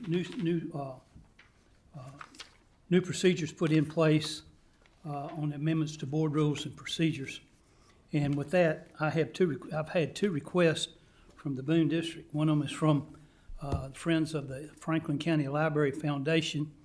They were asking for 10 minutes in our next agenda for the Dolly Parton Imagination Library to do a presentation on that. So I'd like to do that, if that's okay with everyone. And then I've had a request from a citizen to talk about reference to a dog park and some property that the land that the county has in the Westlake area for that, if that's good. And then we had a meeting with Mr. Carter and I and staff with the town of Rocky Mount. We had a meeting with them last week. I'll do an update on that in our work session Thursday. I have wrestled with it ever since we had our meeting last Thursday to do a statement, or to come out with a statement in regards to the school's request. At this time, I have thought that it might be a little bit too premature, because this is all brand new. One of the schools that they're proposing to close is Burnt Chimney Elementary School. I started the Burnt Chimney Elementary School in 1956. That's probably before a lot of you in here were ever born. And so, yes, that's in my mind. Now, there are I did not graduate in Franklin County, because my dad took a job in Roanoke, and we moved to Roanoke, and I graduated at Jefferson High School in Roanoke in 1969. So I'm bringing that out to tell you that don't jump to conclusion if there's anybody here, and for you folks that are on TV. Give us time to work this out. We're going to Richmond next week. This problem didn't develop only in Franklin County. It developed in Richmond and in Washington. It didn't happen overnight. It's not going to be fixed overnight. So I ask for everyone's patience that we work at this to get this going and work at that. So with that being said, I'll close that for the public comment. For other matters by supervisor. And ladies and gentlemen, we have reached the time set aside in our meeting for public comment. Public comment gives citizens an opportunity to address the board in person or in writing on other matters appropriate to the responsibilities of the board. Speakers must direct all comments to the board as a whole and not to individual board members or employees of the board or county. Personal attacks and insulting, profane, or vulgar language will not be tolerated. Likewise, commentary on issues that are not within the purview of the board and that are not a function of the local government and over which we have no control are not acceptable. Public comment is not a question and answer session, and board members will not answer questions during public comment. If a speaker violates these rules, the chair may rule the speaker out of order, and upon second violation, have the speaker removed from the podium. Madam Clerk, do you have a speaker? Mr. Keith Johnson, would you please come to the podium? You come forward, sir, state your name and address for the record, and then we will have your time. I have some handouts directed at you for each member. My name is Keith Johnson. I live at 190 Leading Oak Road in Boonesville, Virginia. And I'm here to talk to you tonight about efforts to remove sexually explicit pornography from our schools. First, I would like to recognize Kathy Meckley, who's been working on this for our community for over 2 years. She's been talking to elected officials, making presentations to the local school board. I've also been making presentations to the school board for the last several months. I challenged 15 books through the school policy in October. Almost immediately, school officials attacked my character and started a process to write a new policy. They never had a challenge to any books before this. Among many issues, school officials insist they do not have or keep sexually explicit pornography in Franklin County schools. First page of that handout is my comments tonight. The second page lists 4 books, only 4, with some excerpts. And I apologize for the vulgarity, but you need to see it for yourself. They say this isn't in the school, and these books are in the school. You decide if our children should be reading this material. We have a list of 100 books the students have provided us that they report objectionable. School officials incorrectly state the community was involved in the process of creating the new policy and the book challenge process. The third page of this handout is the new policy. I highlighted the restrictions on who can challenge a book and who cannot, and the taxpayer that is not affiliated with the school is not one of them. There are several other issues involved in this process that I included in a letter to the school board. That letter is the 4th page of the handout. I particularly like how other schools have handled this. When parents objected and the superintendent of Spotsylvania County Public Schools, they looked into it. They realized they had inappropriate sexual material in the school, and his quotes are on this page. They used a community committee process to evaluate challenge material and remove several titles. Spotsylvania County has removed about 30. Hanover County has removed about 100, and I saw article the other day that Rockingham County has removed 57 titles. So it's clearly a problem. Spotsylvania County has explained how it's happened. So what did Franklin County do? They attacked the messenger and created a new policy that eliminates transparency and retains pornographic titles in our school. The 5th page of the handout is the 15 books. If you want to look them up yourself, I challenged under the original policy with an update at the bottom citing that 14 of the 15 books are still available to students in the school as of January 9th of this year. We proposed a volunteer committee, citizen committee to review books and make recommendations to the library and the curriculum committees. The school officials never responded to this or any other proposals that I heard. Please consider, should we as taxpayers increase funding for our school at the expense of other county services when schools keep pornography on school property? One more minute, can I continue? Quickly, sir, yes. So should we fund it if they keep pornography on the school? So I heard in an argument as part of the discussion of the increased money that they're asking you for, that the state is reducing its the state is reducing its share of school funding by 7% because people in Franklin County make more money than people in Roanoke County, and using their math matrix, Franklin County needs to pay more of our share of school funding.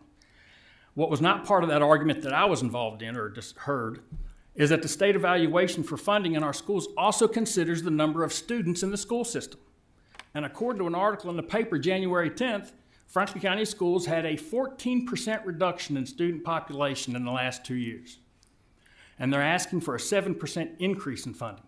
So I suggest our school system should be required to present a business plan to identify the reasons why the parents of 1,000 students transferred their children out of public school to private school and to homeschooling.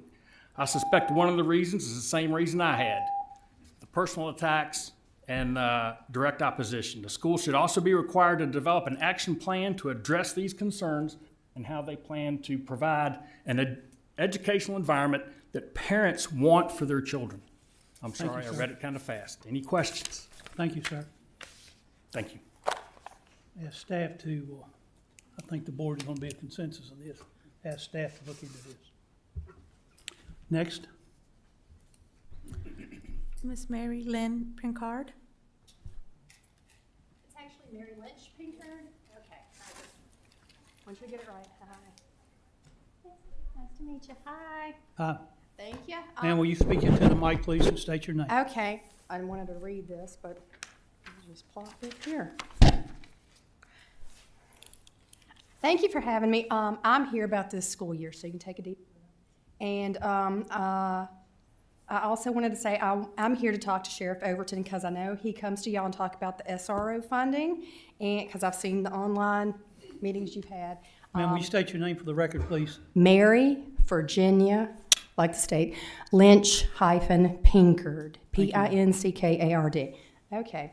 I'm going to try to talk fast to get it in, but anyway. So I'm here to talk to Sheriff Overton. He's not here, but maybe you can talk to him because I can't get him to call me back. But I've talked to some deputies. Anyway, I'll continue. Thank you. On Tuesday, May 16th of 2023, you met and about school resource officer funding for all the county schools. Today is January 16th of 2024, as you already know. May 16th to January 16th is 8 months. 8 months, and we're still sharing 2 SROs at 4 of our county schools. I don't know if you know that because he's not here to let you know. But anyway, I am. I know this is for the Sheriff's Department. They're in the hiring process. I checked today, and 2 positions for SROs are still being advertised to this day on the website. I was told on August 25th by Sergeant Houston, who did talk to me, that they had 3 applicants and were in the hiring process, August 25th. Today's January 16th. Okay, so 8 months. I conceived and delivered a child in 8 months, and we can't get this covered at our schools in 8 months, just saying. How many deputies do we have? I don't know. I tried to find out today, doing my research, couldn't find it. We have 2 schools, 2 SROs covering 4 schools. We need 2 more deputies. You got those 2 covering 4, they can cover those 2 and get somebody over here. Can't we pull 2 deputies off the road and cover the schools? We have to have enough deputies. I know there are special training for the SROs, but someone is better than no one for over half the day. You approved the funding. Thank you very much. It's there, plus some, because we've been sitting on it. Can't we take 2 deputies off the road to cover all the schools? 2. Aren't the schools more important than the roads? I'm just saying. That's the only place I could think where they might be. You would get from, I'm trying to solve the problem. The answer is yes. By God, the children and schools are the most important resource of our county. I'm trying to go fast. Anyway, I'm going to get beeped.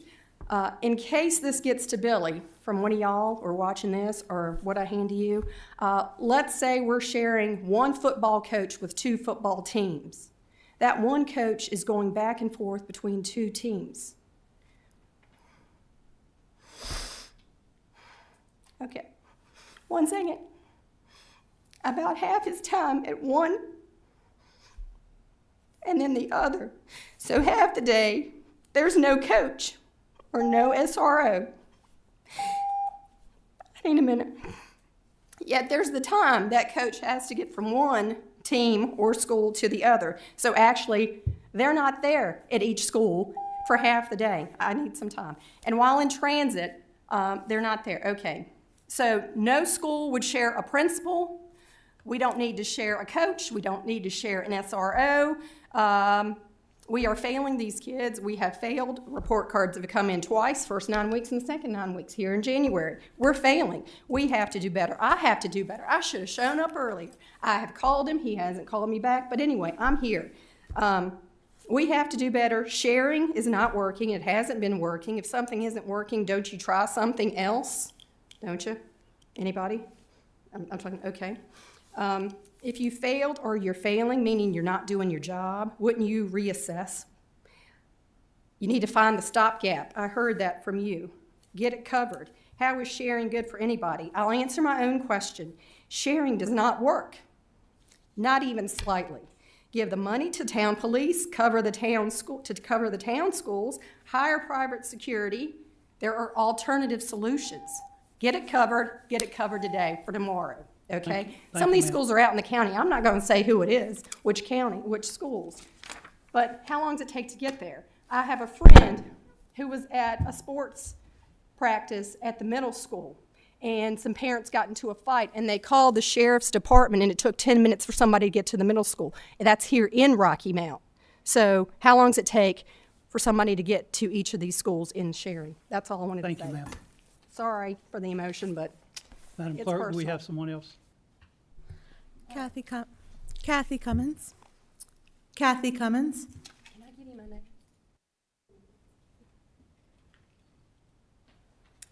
I'm Kathy Cummins at 3579 Kemp Ford Road in Union Hall, and I do like the village plan.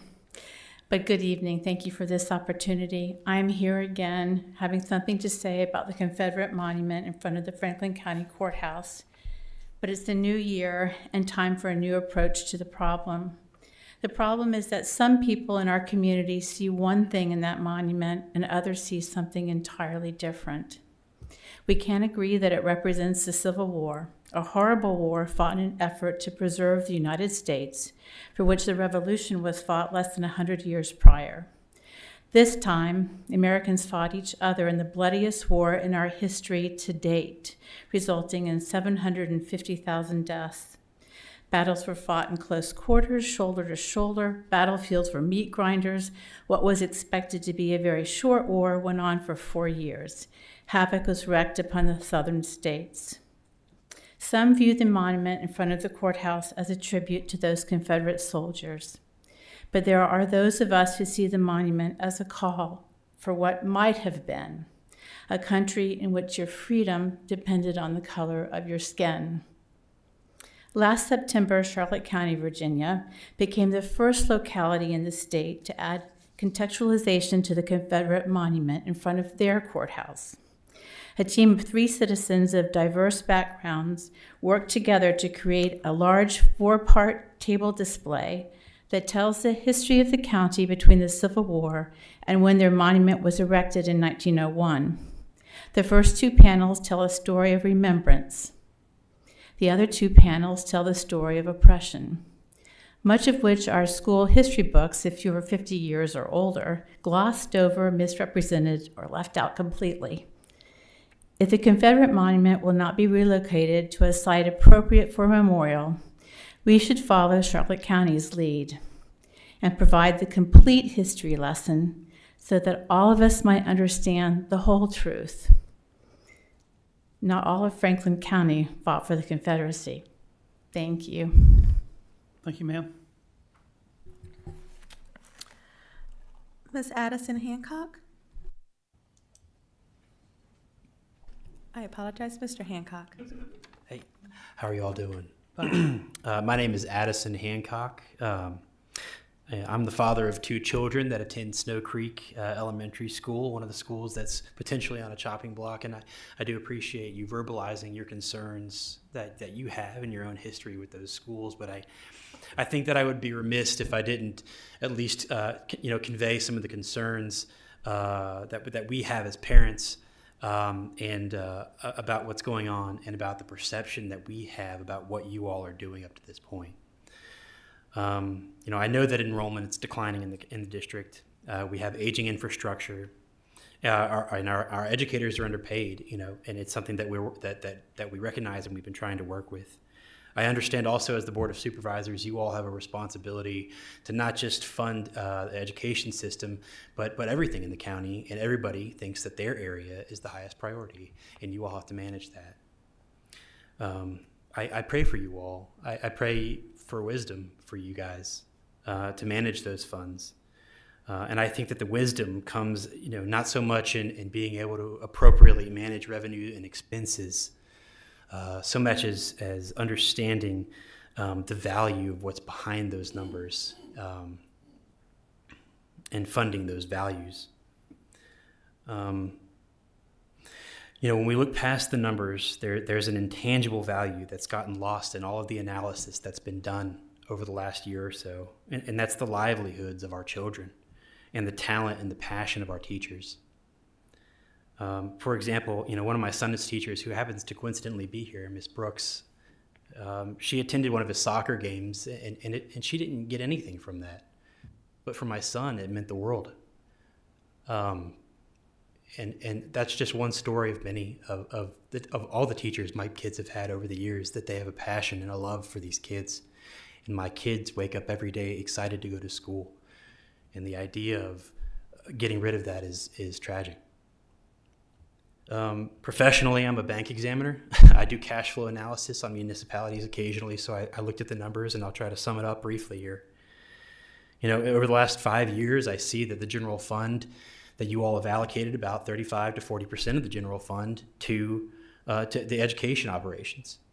But when you look at the actual expenses over the course of the year, it looks like you all have routinely exceeded revenue in the general fund by quite a bit, but the allocation of that money to education didn't really change materially. So when it came down to game time decisions of what to do with new or surplus funds, in many cases, most cases, that money didn't go to education.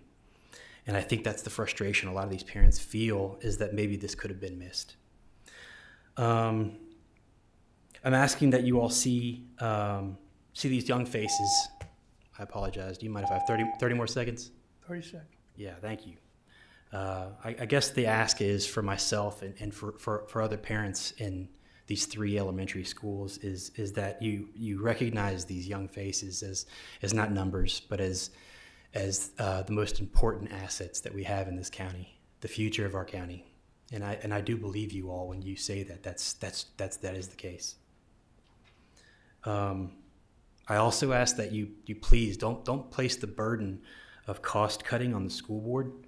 I think based on what I've seen in the general fund and the surplus funding, that the money's there and the choices are there to allocate that money to somewhere else or to the school system. And I would ask that you put more money into the school system so that the idea of cutting schools isn't even on the table. You know, when we do have surplus money, just please, again, I just ask that you consider the talent and the passion of our teachers and the value of the next generation of this county. Thank you, sir. Thank you all. Mr. Dave Gresham?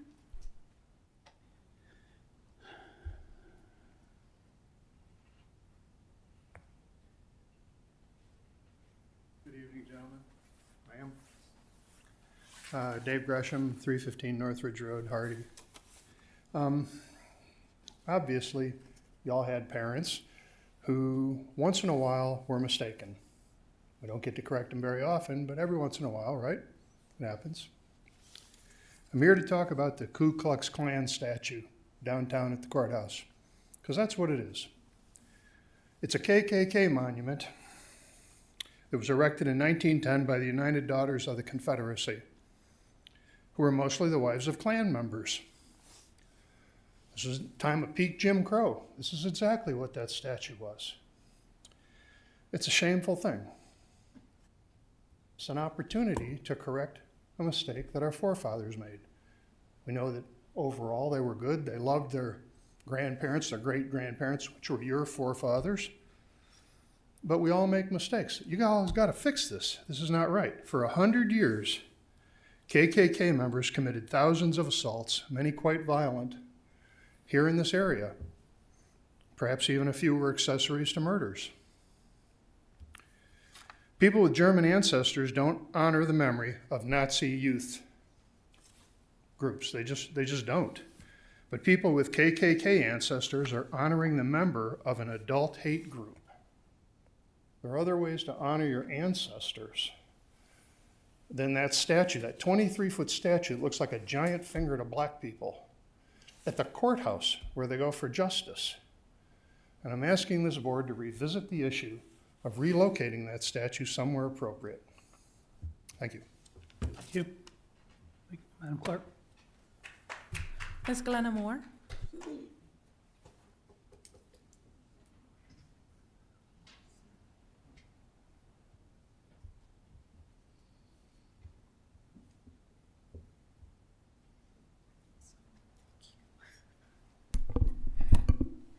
Good evening and welcome our new board members.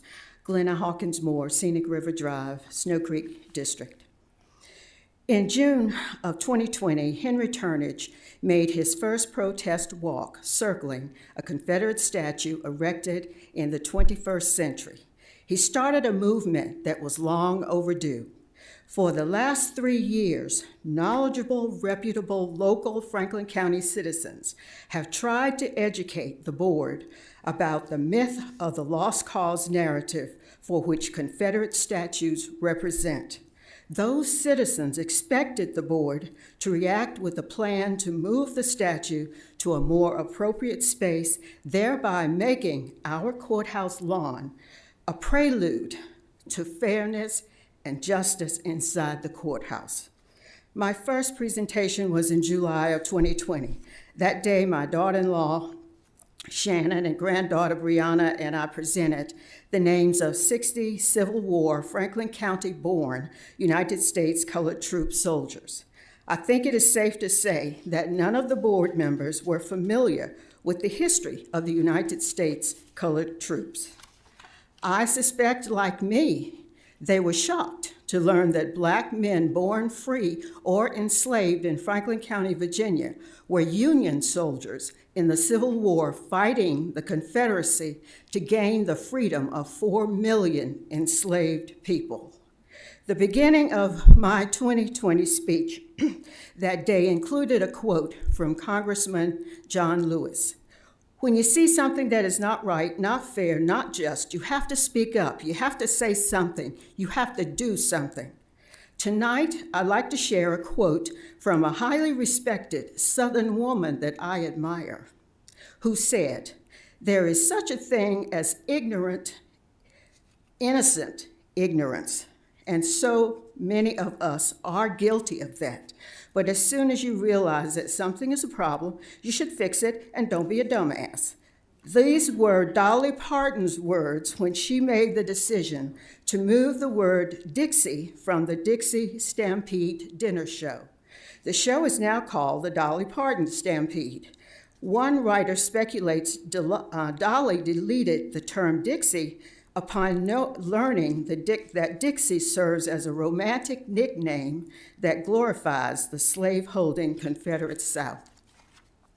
Dolly went on to say, "When they said Dixie was an offensive word, I thought, well, I don't want to offend anybody. This is a business. We'll just call it the Stampede." Now that's a woman who wants all visitors to feel comfortable and respected on her property, strong enough to follow her moral compass.